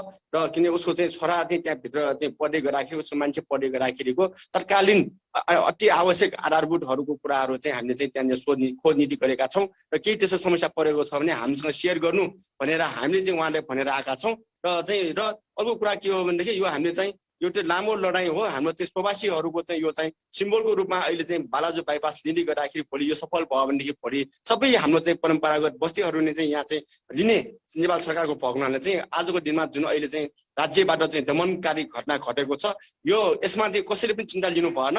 यसमा हामी डटेर कुनै पनि सर्टहरू पालना गरेन भने कि हाम्रो अब चाहिँ सर्टहरू चाहिँ उनीहरूलाई चाहिँ सुनाएर पालना गराएर मात्रै हामी चाहिँ त्यहाँबाट निस्किने हो। त्यस अर्थमा अब तपाईँको छोराहरू या चाहिँ आफ्नो मान्छेहरू त्यहाँभित्र परेको खण्डमा तपाईँ चाहिँ अलिकति पनि तपाईँले टेन्सन नलिनुहोस्, अब हामी चाहिँ जिजेर अब हामी अगाडि बढ्ने हो भनेर उहाँहरूलाई चाहिँ हामीले सम्झाएर आएको छौँ। र त्यसको लागि चाहिँ अब आवश्यक पर्यो भनेदेखि हामी चाहिँ संसारका सबै नेवारहरू एकजुट भएर आवश्यक परेको खण्डमा हामीले चाहिँ साथ सहयोग गर्नको लागि पनि म अनुरोध गर्न चाहन्छु। र मैले यति नै भन्दै हाम्रो अबको आन्दोलन जुन जसरी फकनामा चाहिँ एउटा चाहिँ अगाडि बढेको छ अब यो हाम्रो चाहिँ बालाजुमा पनि त्योभन्दा अझ चर्काएर चाहिँ हामीले चाहिँ यसलाई चाहिँ जितको तर्फ बाटोमा हामी लम्काउनु पर्छ। र यहाँबाट चाहिँ यो सरकारले चाहिँ कुनै पनि अब हामीलाई त जो आयो भने पनि लास्टमा गएर हामीलाई नै पेल्ने कुरा भएको हुनाले चाहिँ मलाई चाहिँ यति विश्वास छैन कि अब आउने प्रधानमन्त्रीहरूले पनि हामीलाई चाहिँ यसरी नपेला भन्ने विश्वास चाहिँ मलाई चाहिँ लाग्दैन। त्यो हुनाले चाहिँ पेल्ने काममा चाहिँ कोही भन्दा कोही कम छैन। यस्तो अवस्थामा हामी नै एकजुट भएर हामीले नै लडेर यसलाई बचाउने नै बाहेक हामीसँग अर्को उपाय नभएको हुनाले हामी एकजुट भएर हामी भोलिको कार्यक्रम पनि सफल बनाउँछौँ। र निरन्तर अब चाहिँ यदि यो सरकारले चाहिँ कति दिन त्यहाँ राख्यो त्यसभित्रमा चाहिँ हामी जितको चाहिँ बाटोमा अगाडि बढेर हामीले चाहिँ हाम्रो घर फर्काएर मात्र हामी यसलाई टुङ्ग्याउनु पर्छ भन्ने मेरो भावना मेरो भनाइ राख्दै मेरो चाहिँ आज यो मलाई चाहिँ यो कुरा राख्नको लागि चाहिँ यो मौका दिनुभयो। धेरै धन्यवाद दिँदै यही टुङ्ग्याउँछ। शुभा लाइभमा थिएँ त्यो बेला पनि खासै राम्रोसँग नेटवर्क नराम्रो भएको के हो खासै बुझेन, सायद नेटवर्ककै खराबीको कारणले होला राम्रोसँग साथीहरूसँग लाइभमा पनि जोड्न सकिरहेको थिएन भने अहिले पनि त्यस्तै अवस्था छ। तर अहिले टाइम पनि लामो गइसकेको छ। म छोटकरीमा हिजोको घटनाक्रमबारे अलिकति बताउन गइरहेको छु। वास्तवमा के भएको थियो भन्दाखेरि 9:30 बजे जुन मलाई कल आयो त्यो पछि चाहिँ मैले सोचेँ अब 9:30 बजे एकैछिनमा त्यो टाइममा अब मलाई चाहिँ तत्कालको अहिले मेरो पारिवारिक अवस्था अलिकति गाह्रो अवस्था भइरहेको छ। किन भन्दाखेरि 15 महिना अगाडि मात्र बुवा बित्नुभयो र झन्डै 1 महिना करिब 1 महिना 3-4 दिन मात्र भयो आमा बित्नु भएको र घरमा अहिले खासै कोही हेर्ने छैन। सानो बच्चाहरू, एकजना 9 महिनाको, अर्को 7 वर्षको बच्चा छ र मिसेस ब्यागहरू खासै कोही नभएको हुनाले घरको पनि जिम्मेवारी थपिएको छ, काँधमा आएको छ। र त्यसो भन्दै गर्दाखेरि म फेरि यो सामाजिक अभियान अहिले जुन समाजमा घटिरहेकोबाट चाहिँ बिल्कुलै टाढा बस्न सकिरहेको अवस्था पनि छैन। त्यसो भन्दै गर्दाखेरि म 9:30 बजे त्यहाँ पुग्न सकिनँ। करिब 10 बजे म पुगेँ। पुग्ने क्रममा चाहिँ त्यहाँ सुमनजीहरू पनि ठ्याक्कै गेटमै भेट भयो र सँगै हामी प्रहरी चौकीभित्र प्रवेश गऱ्यौँ। प्रवेश गर्ने क्रममा सुमनजी सहित रविन्द्र, विरोचन र अर्को एकजना साथी पनि हुनुहुन्थ्यो र म जम्मा हामी 4-5 जना मात्र भित्र छिर्यौँ। भित्र छिर्दाखेरि त्यहाँ जो पक्राउ गरेर ल्याएको साथीहरू बाटोको लागि चाहिँ बोलाएको भनेर चाहिँ जसले चाहिँ हामीलाई सम्पर्क गर्यो, महेश्वर मानन्दर लगायतका साथीहरूले, ती साथीहरू त्यहाँ अगाडि उपस्थित थिएन र तत्कालै त्यहाँ इन्सपेक्टरसँग सोधपुछ गर्ने क्रममा चाहिँ इन्सपेक्टर त्यहाँको सम्बन्धित चौकीको इन्सपेक्टर चाहिँ त्यो खाना खान गइरहेको अवस्था थियो र हामी तत्कालै त्यो कैदीलाई ठुने ठाउँतिर हामी लाग्यौँ। त्यो भित्र जाँदाखेरि चाहिँ हामीभन्दा अगाडि नै हाम्रो भनौँ यो अभियानमा निरन्तर लागिराख्नु हुने हाम्रो एकजना मानव अधिकार वकिल भनौँ, मतलब हाम्रो नेवा अभियानमा लागिराख्नु हुने जुजु युद्धमान महर्जनज्यू, उहाँ पनि त्यहीँ भित्र हुनुहुन्थ्यो र सँगै हामी भित्र यो कैदी लागिराख्ने ठाउँमा चाहिँ गयौँ। त्यहाँ विशेष त सबै नेवारै थियो र एकजना मात्र गैर नेवार थियो र पनि हामीलाई अलिकति सहज नेपाल भाषामा नै कुरा गर्दाखेरि हुन्थ्यो। त्यही भएर चाहिँ हामी नेपाल भाषामा नै कुरा गर्न सुरु गऱ्यौँ। घटनाक्रमको विषयमा चाहिँ कुरा गर्दै गर्दाखेरि एकजना हवलदार आएर चाहिँ यो तपाईँहरूले चाहिँ यो नेवारी भाषामा चाहिँ कुरा नगर्नु भन्ने चाहिँ किसिमको कुरा गर्न आयो। त्यो भन्नासाथ नै मलाई त एकदमै भित्री मनदेखि नै एकदमै रिस उठेर मैले तत्कालै प्रतिवाद गरेँ र मातृभाषाको अधिकार वनबाट वञ्चित गराउने तपाईँ को हो भन्ने जस्तो हिसाबले चाहिँ मैले कुरा गर्दै रहेँ। त्यही क्रममा चाहिँ मतलब अब अन्य साथीहरू सुमन सामी, वरिष्ठ श्रेष्ठ, हाम्रो युद्धमान दाइ लगायतले पनि प्रतिवाद गर्नुभयो र मैले पनि त्यही कुरामा चाहिँ मैले पद्मरत्न ज्यूलाई परेको घटना पनि मैले झलास सम्झेँ। पद्मरत्न ज्यूलाई जेलमा उहाँको आमालाई भेट्न जाँदाखेरि नेपाल भाषामा कुरा नगर भन्ने जुन किसिमको चाहिँ मलाई चाहिँ मैले पढेको थिएँ त्यो किताबमा, त्यही सम्झेँ र मैले तत्कालै त्यही जवाब फर्काइहालेँ। पद्मरत्नको जस्तो टाइम नसोच्नुहोस्, समय परिवर्तन भइसकेको छ, यो मातृभाषाको बोल्नबाट चाहिँ कसैले पनि रोक्न सक्दैन, त्यो अधिकार हामीमा छ भन्ने किसिमले चाहिँ प्रतिवाद गरिसकेपछि बादमा त्यो करिब 7-8 जना पुलिस प्रहरीहरू त्यहाँ तत्कालै उपस्थित भएको थियो। किन भन्दाखेरि एकदमै ठुल्ठुलो आवाजमा चाहिँ हाम्रो डिस्कस भएको थियो र त्यो डिस्कस भएर चाहिँ हामी त्यहीँ बसिराख्नु भन्दा पनि अब फेरि सम्बन्धित हाम्रो त्यहाँ इन्सपेक्टरलाई कुरा गर्नको लागि हामी त्यहाँबाट बाहिर निस्क्यौँ। तर संयोगवश सुमनजी र म अलिकति पछाडि पर्यौँ र केही साथीहरू चाहिँ अगाडि बाहिर निस्किसकेको अवस्था थियो। त्यो भन्नुको मतलब चाहिँ बाहिर भन्नु मतलब हुन त त्यो कारागार बाहिरै बसेर कुरा गरिरहेका थियौँ, तर त्यो बाहिर भन्दा पनि अब यो परिसर अलिकति ठुलै थियो। त्यहाँ गेटको भित्र जानासाथै अलिकति ठुलो स्पेस छ त्यहाँ पाल्चो प्रहरी चौकीमा। त्यो ठाउँमा साथीहरू पुगिसकेको थियो, हामी अलिकति ढिला पुग्यौँ। अनि हामी सुमनजी र म सँगसँगै निस्किँदै गर्दाखेरि ल यिनीहरूले चाहिँ हामीलाई मुख छाड्यो, यो सुमनले चाहिँ मुख छाड्ने चाहिँ हामीलाई चाहिँ यही हो भनेर चाहिँ समात्न आयो। अनि त्यही बेला चाहिँ मैले भने खै मुख छाडेको त अहिलेसम्म मैले सुनेको छैन, तपाईँले सुन्यो भने थाहा छैन भने चाहिँ मैले त्यस्तो किसिमले बोल्दाखेरि सुमनजीले पनि होइन मैले त खै त मुख छाडेको त छैन भने होइन मुख छाडेकै छ, यो मुलासुला भनेर चाहिँ मुख छाडेको। त्यही भएर चाहिँ यो हामीलाई नै हाम्रै ठाउँमा आएर चाहिँ हामीलाई मुख छाड्ने भनेर चाहिँ त्यही बेला चाहिँ घान्टे समातेर चाहिँ उहाँलाई चाहिँ भित्र लग्यो। अनि मैले चाहिँ होइन त्यो मुख छाडेकै छैन भनेर चाहिँ फेरि मैले प्रतिवाद गर्न खोज्दाखेरि त्यो बेला चाहिँ म र सुमनजी 2 जना मात्र थियौँ त्यो ठाउँमा। त्यो धरपकड गर्ने क्रममा मैले प्रतिवाद गर्दाखेरि ल तपाईँ बाहिर गए हामी ज्यान बस्नु भन्ने जस्तो चाहिँ कुरा गर्यो। तत्कालै फेरि साथीहरू फेरि त्यही त्यो अगाडि इन्सपेक्टरसँग कुरा गर्नको लागि बाहिर निस्केको हुनाले म पनि बाहिर निस्केँ। अब तत्कालै तिनीहरूको एक्सन चाहिँ के थियो भने भन्दाखेरि जसरी पनि त्यहाँ छुटाउन आउने साथीहरूलाई पनि पक्रिनु भनेको मनसाय बनाएको मैले बुझेँ। किन भन्दाखेरि त्यो आक्रामक ढङ्गले चाहिँ प्रहरीहरू आइसकेको थियो। लगत्तै यता बाहिर आउँदाखेरि एकजना बहिनी पत्रकार बहिनीले चाहिँ फोटो खिचिरहेको थियो। अब भित्र पनि हामी जेलभित्रको कैदी साथीहरूसँग कुरा गर्दै गर्दाखेरिको क्रममा पनि त्यो बहिनी एकजना पत्रकार सायद अनलाइन पत्रकारिता गरेको हुनुपर्छ, त्यो बहिनीले चाहिँ फोटो खिचिरहेको थियो र बाहिर पनि खिचिरहेको थियो। र त्यो इन्सपेक्टरले त्यो बेला चाहिँ ल यो प्रहरी परिसरभित्र चाहिँ फोटो नखिच्नु भनेर चाहिँ त्यस्तो किसिमले चाहिँ दबावपूर्ण रूपमा चाहिँ भाषामा कुरा गर्दै गर्दाखेरि त्यहाँ भैरवचन्द्र श्रेष्ठज्यू एउटा किसिमको चाहिँ वकिलको मतलब कानुनी भाषाको विद्यार्थी पनि हुनु उहाँ र नेवाको अभियानमा चाहिँ अब अहिले केही समयदेखि निरन्तर लागिराख्नु भएका अभियन्ता पनि हुन्। उहाँले चाहिँ इन्सपेक्टरसँग चाहिँ पत्रकारले चाहिँ फोटो खिच्न पाउने अधिकार छ, त्यो कसैले हरण गर्न पाउँदैन भन्ने हिसाबले चाहिँ कुरा गरिरहेको थियो। र त्यही तत्कालै बेला चाहिँ मैले चाहिँ सुमनजीलाई चाहिँ यसो कारणले चाहिँ पक्रियो भनेर चाहिँ मैले सुनाएँ। त्यो पछि अलिकति हामी सबैको मोडमा पनि अलिकति चेन्ज भयो। किन भन्दाखेरि हामीमा पनि आक्रामक स्वभाव आउनु स्वाभाविक नै थियो। किन भन्दाखेरि जो पीडित थियो त्यो पीडितलाई नै उल्टाबाट अझ आरोप लगाएर चाहिँ फेरि थुनिएको अवस्था।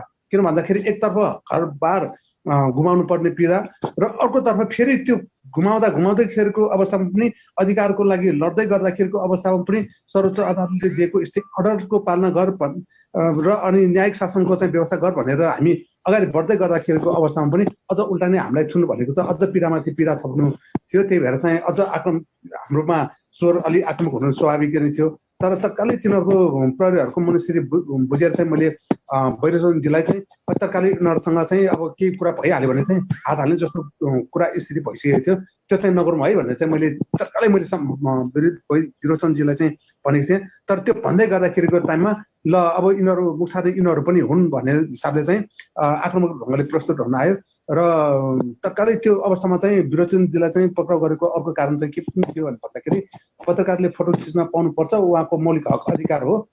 यदि पत्रकारले फोटो खिच्न पाउँदैन भन्ने चाहिँ कुरा हो भने तपाईँले मलाई लेखेर दिनुहोस् भन्ने हिसाबले चाहिँ इन्सपेक्टरसँग चाहिँ अलिकति वाद विवाद परेको थियो। त्यो बेला तत्कालै फेरि त्योभन्दा अगाडिको मातृभाषाको विषयमा चाहिँ वाद विवाद परिरहेको थियो र प्रहरीहरू पनि त्यही किसिमको सायद जहाँसम्म लाग्छ मलाई हामी त्यहाँ भित्र प्रवेश गर्न साथ नै त्यो एक किसिमको चाहिँ सूचना सम्प्रेषण भइसकेको थियो त्यो विषयमा। र तत्कालै त्यहाँबाट चाहिँ रियाक्सन स्वरूप चाहिँ मतलब केही न केही रूपले चाहिँ हामीलाई पक्राउ गर्ने नै मनसाय चाहिँ थियो। बाहनाको खोजी गरिरहेको थियो यिनीहरू।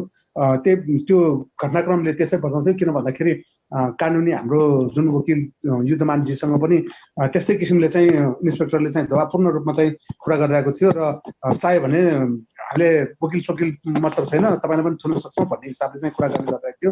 र युद्धमानजीले पनि ठिक छ मलाई थुन्ने भयो भने थुन भन्ने जस्तो किसिमले चाहिँ बातविवाद भइरहेको अवस्थामा तत्कालै फेरि त्यो घटनाक्रमले अन्य मोड लिँदै फेरि त्यो पत्रकारले फोटो खिचेको विषयमा चाहिँ केन्द्रित भयो र एकैछिनमा फेरि प्रहरीहरू आएर ल यो पनि हो, यसले पनि मुख सारेको हो भन्दै समात्न आयो। त्यो बेला चाहिँ मैले तानातान गर्दै गरेको अवस्थामा पनि उहाँलाई पनि घाँटी समातेर नै त्यो जुन गेटभन्दा ठिक्क भित्र भनेपछि झन्डै गेटबाट भित्र मतलब त्यो ठाउँबाट कैदी राखेको ठाउँ झन्डै 30 पाइला समथिङको फरक छ। त्यो ठाउँसम्म चाहिँ घाँटी समातेर लगेको म आफै अगाडि आँखा मतलब भनौँ न प्रत्यक्षदर्शीको हिसाबमा चाहिँ म रहेँ। त्यही बेला चाहिँ यो युद्धमानजी लगायत पनि हुनुहुन्थ्यो र उहाँलाई समातेर लाने क्रममा चाहिँ एकैछिनमा जुन खोलिरहेको जुन बालजु प्रहरी परिषदको गेट थियो, खोलिरहेको गेट एकैछिनमा बन्द गरेर एकैछिनमा त्यहाँ साथीहरूलाई पनि बाहिर हतारेर पठाउने काम भयो। र तत्कालै त्यहाँ उपस्थित भनेको युद्धमानजी र म मात्र थिएँ र युद्धमानजीसँग आएको अर्को एकजना वकिल पनि सँगै थियो। र त्यो बेलासम्म पनि प्रहरीहरूले चाहिँ हामीलाई छोएको पनि थिएन। हामीलाई चाहिँ मतलब डिस्कस भइरहेको नै थियो, वाद विवाद भइरहेको नै थियो, तर हामीलाई छोएको अवस्था चाहिँ थिएन। र यति भन्दै गर्दाखेरि अब ल ठिकै छ त अब फेरि युद्धमानजी चाहिँ इन्सपेक्टरसँग वाद विवाद गरिराख्दाखेरि अब यो वाद विवाद अब मैले चाहिँ मनस्थिति बुझिसकेको हुनाले चाहिँ अब यहाँ वाद विवाद नगरौँ, वास्तविक घटनाक्रमको बारेमा विषयवस्तुमा जाउँ भनेर भन्दाखेरि चाहिँ प्रहरीहरूले चाहिँ घटनाक्रम अब यो हामी तपाईँहरूले केही पनि जानकारी गर्दैनौँ, तपाईँहरूले आफ्नो ठाउँबाट जे गर्न सक्छ गर्नु, हामी आफ्नो ठाउँबाट जे गर्नुपर्छ गर्छौँ भन्ने जस्तो एकदमै गैरजिम्मेवार एकदमै धम्कीपूर्ण भाषा प्रयोग गरेर चाहिँ हामीलाई भन्यो। त्यो भन्दै गर्दाखेरिको टाइममा फेरि युद्धमानजीको चाहिँ सायद अदालतमा पेशी अर्को पेशी थियो क्यारे, उहाँ चाहिँ ल अब म चाहिँ गएँ, मेरो चाहिँ अलिक काम छ भनेर जानुभयो। म भित्र एक्लै थिएँ त्यो बेला। अब केही रविन्द्र श्रेष्ठ कुमार श्रेष्ठजी पनि बाहिर गइसक्नु भएको थियो, म भित्रै बसिराखेँ। म अन्यलमा भएँ, एकछिन त के गरौँ, मलाई पक्रेको त थिएन, म भित्रै थिएँ। म अन्यलमा भएँ, के गर्नु भयो। अब एकैछिनमा त्यो इन्सपेक्टरले फेरि फोनमा चाहिँ कुरा गर्दै थियो, यस्तो यस्तो भयो, मतलब यस्तो यस्तो धरपकडको स्थिति आयो भनेर कुरा गरिरहेको थियो। त्यो मैले त्यो सुनेर बसिरहेँ, मेरै अगाडि कुरा गरिरहेको थियो। लगत्तै फेरि मैले चाहिँ अब के सोचेँ भन्दाखेरि एकैछिनमा अब वादविवाद गर्नुभन्दा पनि म एकपल्ट कुरा गर्छु भनेर चाहिँ फेरि इन्सपेक्टरसँगले ल सर एकपल्ट बसेर कुरा गर्नु त वास्तवमा भएको के हो भनेर भन्दाखेरि ल तिमीलाई बताउनु पर्ने हामीलाई जरुरी केही पनि छैन, ल बाहिर गइहाल भनेर मलाई पनि फेरि खसारेर गेटबाट गेट खोलेर बाहिर खसारेर बाहिर पठाएको अवस्था थियो। अब यति भन्दै गर्दाखेरि मैले त्यो दिनको घटनाक्रम चाहिँ मैले कसरी लिएँ भन्दाखेरि एउटा राज्य संयन्त्रलाई दुरुपयोग गर्दै मतलब जुन किसिमले चाहिँ मतलब हाम्रै समुदायको मान्छे जुन राज्य मन्त्री, अब नामै लिएर तपाईँहरूलाई भन्नुपर्दाखेरि त्यो स्थानको राज्य मन्त्री बनेको जुन रामवीर मानन्दरजी हुनुहुन्छ, उहाँले आफ्नो व्यक्तिगत स्वार्थपूर्तिको लागि, आफ्नो हल बचाउनको लागि या आफ्नो अर्को केही इस्यु होला त्यो मलाई थाहा भएन, तर जहाँसम्म लाग्छ अहिलेसम्म देखेकोमा चाहिँ उहाँले आफ्नो हल आफ्नो जग्गा बचाउनको लागि एकातर्फको आफ्नै समुदायको मान्छेहरूलाई पनि सुकुमार्सी बनाएको अवस्था थियो भने त्यसैलाई चाहिँ कायम गरेर अगाडि बढ्ने जुनसुकै हालतमा पनि अगाडि बढ्ने चाहिँ एक ढिबी अडान लिएर चाहिँ अगाडि बढिरहेको स्थिति चाहिँ जुन छ, यसलाई यदि हामीले चिर्न सकेनौँ भने हामी आफ्नै मानिसबाट चाहिँ मानन्दरको ठाउँमा रामवीर कोइराला, रामवीर नेपाल, रामवीर समथिङ मतलब यो खस भएको भए उसलाई चाहिँ मतलब हामी नेवारहरूलाई त्यति सजिलै उठाउन सक्दैन थियो होला जति रामवीर मानन्दरले हामी नेवा त्यो आफ्नै समुदायको मान्छेलाई चाहिँ त्यो वासस्थानबाट चाहिँ निकाल्न सजिलो परिरहेको अवस्था छ। र त्यसलाई चाहिँ एकदमै पूर्ण रूपमा राज्य संयन्त्रले साथ र सहयोग दिइरहेको देखिन्छ र रामवीर मानन्दरज्यूले पनि आफ्नो व्यक्तिगत स्वार्थपूर्तिको निम्ति चाहिँ त्यो राज्य संयन्त्रको भरपुर फाइदा उठाइरहेको देखिन्छ। अब यसको विरुद्धमा चाहिँ हामीले जुनसुकै कदम उठाउन पनि तयार छौँ भन्दै अगाडि आइरहेका पनि छौँ र भविष्यमा पनि कार्यान्वयन छौँ। तर अब अघिल्लोको विषयमा अलिकति कुरा गर्दाखेरि बिहानको घटनाक्रममा चाहिँ यो हिजोको अघिसम्म भनेको मैले हिजोको घटनाक्रम थियो र अघिल्लोको बिहानको घटनाक्रममा चाहिँ के थियो भन्दाखेरि खासमा चाहिँ हिजो पक्राउ गरेर भित्र राखिसकेपछिको अवस्थामा बेलुकासम्म हामी छुटाउने प्रोसेसमा नै थियौँ। तर तिनीहरू भनौँ एक राज्य पक्षका भनौँ या रामवीरको पक्षकाहरू यिनीहरूले हामीलाई जसरी पनि कागजमा सही गराएर अन्य भौतिक संरचनामा हामीले केही पनि नबिगार्ने भन्ने हिसाबमा चाहिँ सही गराउन खोज्दै थियो र त्यसमा चाहिँ हामीले चाहिँ एकदमै आपत्ति जनाएर चाहिँ कुनै पनि हालमा त्यसमा सिग्नेचर नगर्ने भन्ने कुरा नै राख्यौँ र निशर्त दिहा गर्ने भए चाहिँ हामी निस्किने, नत्र भने ननिस्किने भन्ने हाम्रो सुमन सामीज्यू, विरोचन श्रेष्ठज्यू, महेश्वर मानज्यू लगायत त्यहाँभित्र रहेका अन्य साथीहरूको पनि त्यही किसिमको चाहिँ भर्सन रहेको हुनाले चाहिँ हामीले त्यसै हिसाबले चाहिँ त्यो कुरा राख्यौँ र त्यो बेला चाहिँ सहमतिको वातावरण भएन र त्यहाँको जेएसपीले पनि बेलुका आएर चाहिँ हामीलाई के भन्यो भन्दाखेरि ल मैले पनि मिलाउने कोसिस गर्दैछौँ, एकदमै तपाईँहरूको पीडा मैले बुझेको छु, यसको लागि चाहिँ मैले तपाईँहरूलाई साथ दिनको लागि नै मैले यो जुन निवेदन पेश भएको छ त्यो दर्ता गरेको छैन, भोलि म जसरी भए पनि 10 बजेभित्र मिलाउँछु भनेर चाहिँ डिएसपीले आश्वासन दिएको कुरा थियो भनेपछि अनि आज बिहानको कुरामा चाहिँ मतलब 8 बजे बोलाएको थियो तर 10 बजे नभइकन यिनीहरूको मान्छे आएन, रामवीरको यिनीहरू भन्नाले रामवीरको मान्छेहरू आएन। जहाँसम्म लाग्छ रविन्द्रले भनेको रविन्द्र कुमार श्रेष्ठ जुन अहिले सडक विस्तारको विरुद्धको अभियानमा चाहिँ निरन्तर लागिरहेको थियो र छ पनि र उहाँ अहिले त्योभन्दा अगाडि नागरिक समाजको एक किसिमको अभियानमा सँगसँगै हिँडिराख्नु भएको थियो।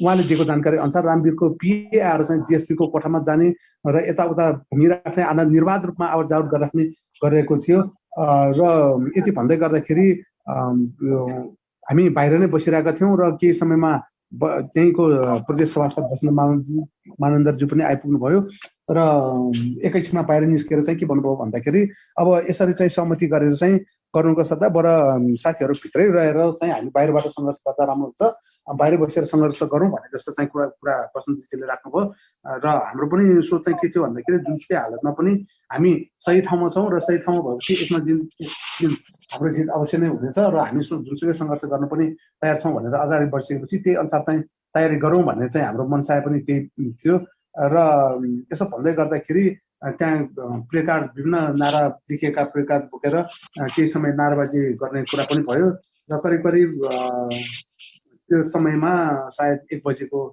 थियो होला। नेपालजी लगायत अब अशोक महर्जनज्यू लगायतका साथीहरू, रविन्द्रजी लगायतका साथीहरूसँग अब संयुक्त रूपमा सङ्घर्ष गरेर अगाडि बढ्ने कुराकानी नै भइरहेको थियो र कुरा गर्ने क्रममा देदबुमै बसेर बैठक बस्ने भन्ने चाहिँ कुरा पनि निस्क्यो। त्यसमा पनि सहमति जनाए र साथसाथै अलिकति खट्किएको अलिकति तितो कुरा पनि मैले तपाईँहरू सामु राख्नै पर्छ, किन भन्दाखेरि यो वास्तविकता पनि हो।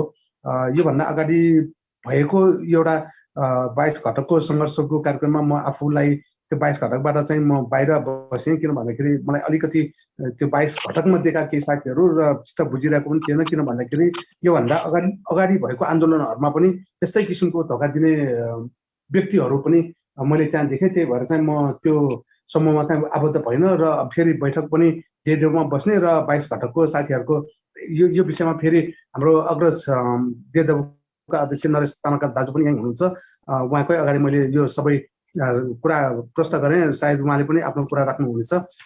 मैले चाहिँ म 22 घटकमा म आबद्ध छैन, त्यही भएर म बैठकमा उपस्थित हुँदिनँ भनेर नै मैले जानकारी गराएँ। यसो भन्दै गर्दा नेपालजीले चाहिँ होइन अब आन्दोलनमा हामी सँगै लाग्ने हो, जसरी भए पनि अगाडि बढौँ आउनु भनेर चाहिँ भन्नुभएको थियो। तर कता कता मलाई चाहिँ मनमा चाहिँ अब यो 22 घटकको जुन यो बैठक भनेको ठाउँमा चाहिँ म अलिकति जान उपयुक्त ठानिनँ र म गएन पनि। र तर पनि नरेश दाईबाट चाहिँ मैले जानकारी पाएँ भोलिको कार्यक्रमको लागि, जुन अहिले हाम्रो गङ्गाजीले पनि भन्नुभयो भोलि 10 बजे माइती कर्मण्डलामा कार्यक्रम छ भन्ने। म सकेसम्म जसरी भए पनि पुग्ने पनि कोसिस गर्छु र यदि काम विशेष केही परेन भने चाहिँ म कुनै पनि हालमा त्यहाँ पुग्नेछु र सङ्घर्षलाई निरन्तरता दिने नै छु भन्दै मैले हिजोदेखि आजसम्म भोगेको कुरा मैले यहाँ राखेँ। र अन्य एउटा कुरा पनि मैले जानकारी गराएँ, यो किन भन्दाखेरि म योभन्दा अगाडि पनि यस्तै कार्यक्रमहरू यो पुलिसहरूसँग धर्कल गर्ने विषयमा चाहिँ अलिकति मलाई अनुभव छ जस्तो लाग्छ, किन भन्दाखेरि झन्डै 20 वर्ष अगाडि हामीले अनुभव गरेका कुरा यस्तै कुराहरू हुन्। किन भन्दाखेरि पुलिस प्रशासनले र पीडक पक्षले जहिले पनि मिठो कुरा गरेर हामीलाई अल्मल्याउँछ र जब समय बित्दै जान्छ तिनीहरूले आफ्नो असली चरित्र देखाएर चाहिँ हामीलाई भनौँ न त्यो हाम्रो कमजोरी पत्ता लगाएर चाहिँ हामीलाई प्रहार गर्ने गर्छ। त्यस्तै हुन्छ भनेर मैले हिजो राति नै रविन्द्र र विद्यासँग पनि कुराकानी गरेको थिएँ। भोलिको लागि चाहिँ हामी तयारी गरौँ, यदि हाम्रो प्रतिकूल निर्णय हामी विरुद्धको प्रतिकूल निर्णय आयो भने हामी तत्कालै त्यही बेला चाहिँ एक्सनमा जान सक्छौँ। त्यसको लागि चाहिँ हामी साथीहरूलाई चाहिँ बरु आजैदेखि खबर गर्नुपर्छ होला, त्यसको लागि त फेरि हामी छलफल गरौँ, बसेर छलफल गरौँ अनि भोलिको लागि चाहिँ तयार गरौँ भन्दाखेरि उहाँहरू अलिकति निर्धक्क हुनुहुन्थ्यो, आज छोड्छ नै भनेर। त म चाहिँ ढुक्क थिएन, त्यही भएर मैले चाहिँ उहाँहरूलाई चाहिँ के भने भन्दाखेरि यदि यिनीहरूले चाहिँ प्रतिकूल निर्णय दिएको अवस्थामा चाहिँ हाम्रो साथीहरू अलिक अत्याधिक मात्रामा त्यहाँ उपस्थित भएको खण्डमा चाहिँ हामीले जुनसुकै कदम पनि त्यही टाइम तत्कालै प्रतिकूल निर्णय सुनाउन साथ चाहिँ हामीले एक्सनमा जान सक्छौँ भन्ने नै लागेर चाहिँ मैले चाहिँ रविन्द्र र यता विद्याजीसँग चाहिँ कुरा गरेको थिएँ। तर उहाँहरूले चाहिँ होइन श्याम भोलि चाहिँ अब हेरौँ, अब उनीहरू चाहिँ निर्णय छोड्छु नै भनेको छ, के गरेर छोडेन भने हामी भोलि नै कार्यक्रम तय गर्छौँ भन्ने चाहिँ हिसाबले चाहिँ कुरा गर्नुभयो र उहाँहरूको निर्णय मान्नु मेरो बाध्यता पनि थियो। किन भन्दाखेरि सडक विस्तार सङ्घर्ष समितिको अध्यक्ष उहाँभित्र जेलमा हुनुहुन्थ्यो र त्यसकै प्रतिनिधि त्यसकै पदाधिकारीहरूले चाहिँ भनेको कुरालाई चाहिँ मैले नकार्न सकिनँ र ठिकै छ अब भोलिको विषयवस्तु हेरेर चाहिँ अगाडि बढ्छौँ भनेर चाहिँ मैले चाहिँ उहाँहरूलाई चाहिँ जवाब दिएँ। तर आजको घटनाक्रम हाम्रो प्रतिकूल नै निस्क्यो र अलिकति हामी एक पाइला हामी प्रहरी प्रशासन र पीडक पक्ष भन्दा एक पाइला हामी पछाडि पऱ्यौँ, तर पनि त्यति धेरै ढिला पनि भएको छैन। यसलाई जुन किसिमले चाहिँ राज्य संयन्त्र प्रयोग गरेर चाहिँ हामीलाई पीडामाथि अझ पीडा थपिएको छ। यसलाई हामीले अब अवसरको रूपमा लिएर चाहिँ यसलाई एउटा पाठको रूपमा लिएर चाहिँ हामी अगाडि बढ्यौँ भने हामी अवश्य नै सफल हुने नै छौँ। तर यसको लागि चाहिँ एकदमै सहकारी, एकदमै के भन्ने एउटा डेडिकेसन, एउटा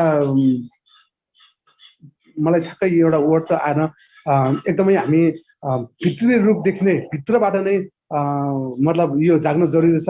किन भन्दाखेरि यो यस्तो आन्दोलनहरू धेरै हेरिसकेँ मैले, मतलब कुनै आन्दोलनको नेतृत्व पनि गरेर अगाडि बढेँ।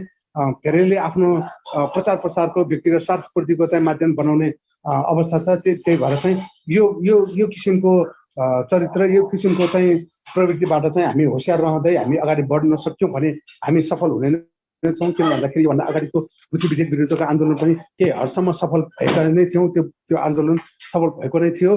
तर कालान्तरमा गएर चाहिँ हामीले सोचेको जस्तो निर्णय भएको छैन। अहिले पनि राज्य संयन्त्रबाट कुनै पनि बेला हामीलाई प्रहार हुन सक्ने अवस्था पनि छ त्यो गुठी विधेयकको लागि। किन भन्दाखेरि त्यस्तै किसिमको तयारी राज्य संयन्त्रबाट चाहिँ भइरहेको पनि हामीलाई थाहा पनि छ।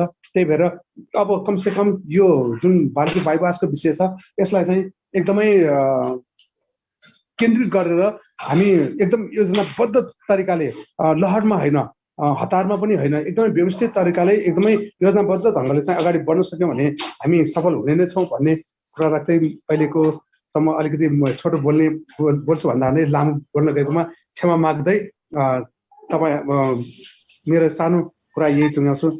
सम्पूर्णमा जो नमस्ते।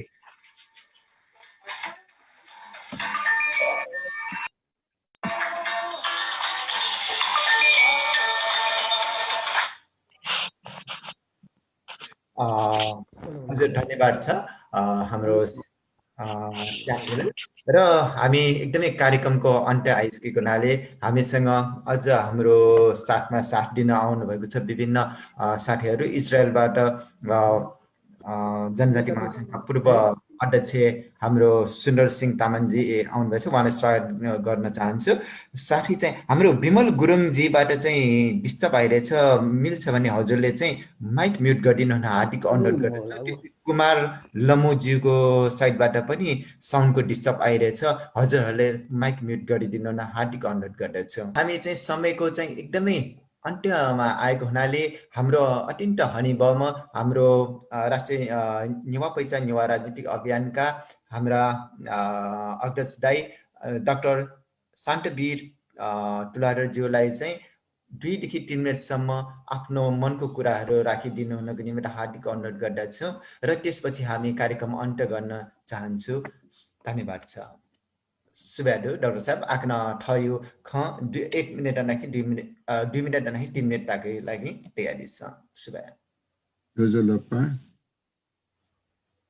नेवा पहिचान नेवा राजनीतिक अभियान नायक भाजु बहादुर नेमपुलज्यू लेठन थाइचन देउपी डाक्टर साहबी अहिले सकल नेवा पिन्ट जीव दुनु वन्दना अन्तर्राष्ट्रिय मातृभाषा दिवसको चाउठाउँ पेन्टिङ त 21 फेब्रुअरी लेख ठाउँ या गयो नेवाला छ नेपालले कार्यालय छौँ प्रहरी छौँ सरकारी कर्मचारी नेपाल भाषा खनलाडका जोङ बुझ्यौ विडम्बना ख नेपाल नेवा ढेउ छौवे शब्द ख सोचिसक्यो नेपाली पहिचान ढेउ नेपाल भाषा ख नेपाल भाषा अलि नेपाली लिपि मोर्छ ठाउँ नेपाल ढेउ ठन सैन्द्रासँग दैया मुखु अगे नेपाली मसिकियो नेपाल भाषा नेपाल लिपि हिसान छेले चनौ मोरु सरकारन छेले दिएका चौ मोरु सरकारी कार्यालय त्यसको अन्य ख अलि वना चाहिँ के अन्तर्राष्ट्रिय मातृभाषा दिवस बङ्गलादेश कारण बने दुख अठे भाषालाई देशे टुक्रा दिलो खना चौंडु अठेना नेपालले डोकु भाइ राष्ट्रभाषा दैटलमा राष्ट्रभाषा लामो गयो देशी खन सति मनदैन सटाडु सति मनदैन थन दैटाउ छौ खन जी बन्दैन औ देश ठाउँ भाषा मातृभाषा ल्याब मर्छ को देश जु गनजी छिपी ठो देश भी नागरिक मोटला हिउ ठो अगे नेपाली अस्तित्व गाड्यो नेवा बिना नेपाल भाषा बिना नेपाली बिना नेवा नेपाली अस्तित्व दै मुखु अनि नेपाली अस्तित्व ल्याङ्ग्वेज ठो नेपाल भाषा नेपाल लिपि देहमा फिगर सरकारी हरेक अंग छेले देहमा मिडिया न छेल देहमा फिल देया जिन ठाउँ अरे ठो गु आन्दोलन जितेन कने उयोलाई जुनुलन चाहिँ जिन चाहिँ समर्थन यहाँ तन्मन धन युके लगे जी वचन बेचन सुबह सुबाइडो डाक्टर शान्तिवीर डुलाडर ज्यू त वेकन एकदमै महत्त्वपूर्ण खण्डिया दिल जसमा अन्तर्राष्ट्रिय मातृभाषा मानेनो पेन्डिया मर्नी तर ठाउँ चाहिँ नेपालले चाहिँ नेवा भएलाट नेपाल भाषा लाटा चाहिँ प्रहरी चाहिँ हस्तक्षेपना जोड्यो ठो एकदमै नेपाली लागि दुर्भाग्य ख नेपाली पि नेता गण पिन्छ अहिले बुद्धिजीवी वर्ग चाहिँ ठुकेर चाहिँ मननिना बिमा चाहिँ जीवन हार्दिक इनाप्न डो वेका पिन्द हाम्रो समय एकदमै लामो भइसकेको हुनाले हामी चाहिँ अब कार्यक्रमलाई चाहिँ अन्त्य गर्न चाहन्छु र अन्त्य गर्नु अगाडि चाहिँ आजको कार्यक्रममा चाहिँ हामीले चाहिँ बालाजु बाइपासमा जुन घटेको घटना 12 गते घटेको घटनालाई चाहिँ हामीले चाहिँ त्यही विषयवस्तुलाई चाहिँ उठाएको थियो र 12 गते जुन गैर न्यायिक तरिकाबाट चाहिँ जुन सडक विस्तार भयो र सडक विस्तारमा पनि अहिले हाम्रो राज्यले चाहिँ त्यहाँ कुनै पनि कामहरू नगरिदिनु हुन अनुरोध गरेको पत्र हुँदा पनि जुन त्यहाँको एउटा चाहिँ राज्य मन्त्री जहाँ ती स्थानको चाहिँ राज्य मन्त्री रामवीर मानन्दरको ठाडो आदेशमा त्यहाँ सडक विस्तार गरेको सम्पूर्णलाई जानकारी भएको कुरा हो र त्यो विषयलाई चाहिँ आवाज उठाउँदाखेरि स्थानीय पीडितहरूलाई चाहिँ बालाजु प्रहरी चौकीमा चाहिँ लगेको थियो र त्यो जुन गिरफ्तार परेको व्यक्तिहरूलाई चाहिँ रिहाई गर्नको निमित्त बाटा गर्न गएको जुन सडक विस्तार पीडित सङ्घका अध्यक्ष श्याम हाम्रो सुमन श्यामी लगायत अरू साथीहरूलाई चाहिँ नेपाल भाषा प्रहरी चौकीभित्र चाहिँ नेपाल भाषा बोलिएको विषयमा चाहिँ वाद विवाद हुँदाखेरि उहाँहरूलाई समेत अहिले चाहिँ गिरफ्तारमा चाहिँ राखिरहेको छ। यसको विरोधमा चाहिँ हामीले यो कार्यक्रम सञ्चालन गरेको हो र विशेष त हामीले विरोध कार्यक्रम मात्रै सञ्चालन गर्दा पनि हामीले विदेशमा बसेर हामीले नेपालमा भएका जुन गैर न्यायिक तरिकाबाट चाहिँ सरकारले दमन गरेका कुराहरू जस्तै भाषामा सडक विस्तारमा र जुन विभिन्न बस्तीहरू उठाउने या त गैर तरिकाबाट चाहिँ सुकुम्बासीको नाममा चाहिँ आफ्नो कार्यकर्ताहरूलाई चाहिँ सहरमा चाहिँ बसोबास गर्ने विषयमा चाहिँ हामीले उठाइरहेका छौँ र यो विषयमा चाहिँ विदेशमा बसेर हामीले कसरी स्वदेशका साथीहरूलाई चाहिँ सहयोग गर्न सकिन्छ र हामी विदेशमा बस्दाखेरि हामी रमाइलो मात्रै गरेर भुल्ने अनि हामी चाहिँ नेवारहरूले पूजा मनाउने अनि नुडा भन्ने अनि त्यस्तै चाहिँ तामाङ गुरुङ मगर अनि हाम्रो शेर्पा जातहरूले चाहिँ लोसार मनाउने अनि लोसारमा पनि लोसार मनाउँदै गर्छ हामी खस भाषाको चाहिँ गीतमा चाहिँ नाचिरहेका हुन्छौँ फिल्मको गीतमा नाचिरहेको हुन्छ। यसले के हाम्रो भाषा संस्कृति अनि हाम्रो चाहिँ कानुनी अधिकार प्राप्त हुन्छ र यो विषयमा चाहिँ हामी विदेशमा रहेर पनि हामीले चाहिँ एउटा चाहिँ बुझ्नुपर्ने कुरा चाहिँ हाम्रो राजनीतिक अभियानले चाहिँ हामी अगाडि ल्याउन चाहिरहेको छौँ। मैले यति भनिरहँदाखेरि मेन चाहिँ हाम्रो कुरा चाहिँ के छ त भन्दाखेरि हामी जो कोही होस् कुनै पनि नेपालको कुनै पनि भूगोलबाट आओस् चाहे त्यो नेवार होस् चाहे त्यो तामाङ होस् चाहे गुरुङ होस् हामी विदेशमा बसिरहँदाखेरि नेपाल सरकारले चाहिँ अब काठमाडौँ उपत्यकाले चाहिँ स्मार्ट सिटी बनाउने भनेर चाहिँ हाम्रो सम्पूर्ण घरहरू भड्कायो अनि त्यस्तै चाहिँ एउटा चाहिँ लमजुङमा चाहिँ गुरुङ घलेहरूको चाहिँ बस्तीमा चाहिँ अब त्यहाँ पनि एउटा स्मार्ट सिटी या त एउटा चाहिँ टाउन बनाउनु पर्यो भनेर चाहिँ त्यहाँ घर भड्कायो भने हामी जस्तो विदेश आएको केही सपना बोकेर आफ्नो परिवारलाई चाहिँ राम्रो गर्ने भनेर सपना बोकेर चाहिँ विदेशमा आएको व्यक्तिहरूले चाहिँ हाम्रो घर नै भड्काइसकेपछि हामी कहाँ जाने? यो चाहिँ अति नै मनन योग्य कुरा हो। हामी चाहिँ यहाँ लोसार मनायो भनेर चाहिँ हामी नाचगान गरिरहँदाखेरि, हामी मपूजा मनाएर चाहिँ भोज खाइरहँदाखेरि हाम्रो घर चाहिँ नेपाल सरकारले चाहिँ फर्कायो भने हामी कहाँ जाने? अब विदेशको साथले चाहिँ हामीले चाहिँ एकदमै मनन गर्नुपर्ने कुरा हो।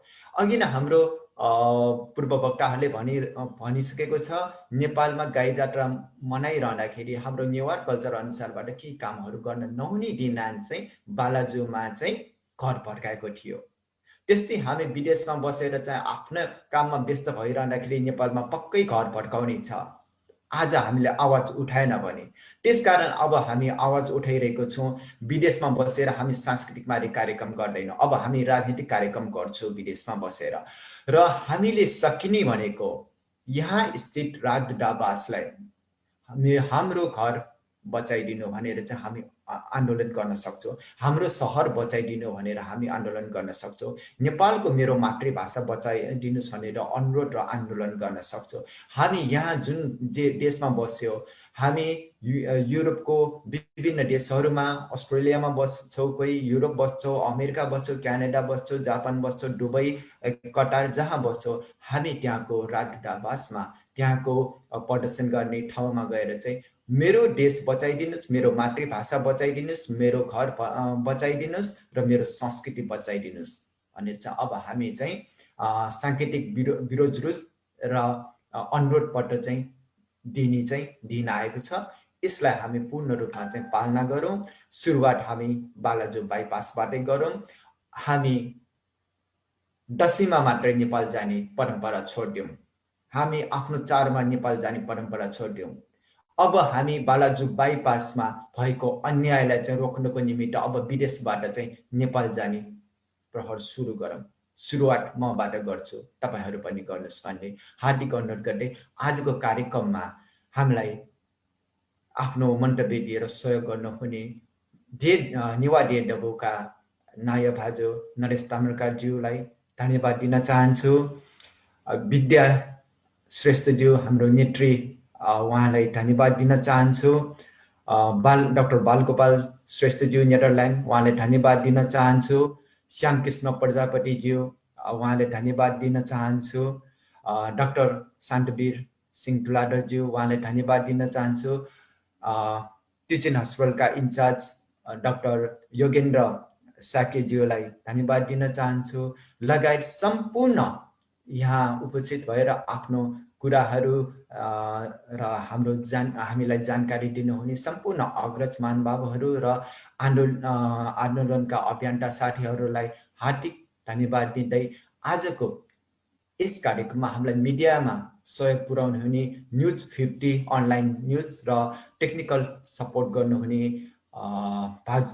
भाजु विष्णु सिंहराज्यूलाई हार्दिक धन्यवाद दिँदै म गङ्गा नियमको नेवा पहिचान नेवा राजनीतिकबाट चाहिँ बिदा हुन चाहन्छु। हस् त अर्को कुनै पनि हामी यस्तै राजनीतिक विषयवस्तुमा फेरि हामी आउनेछौँ।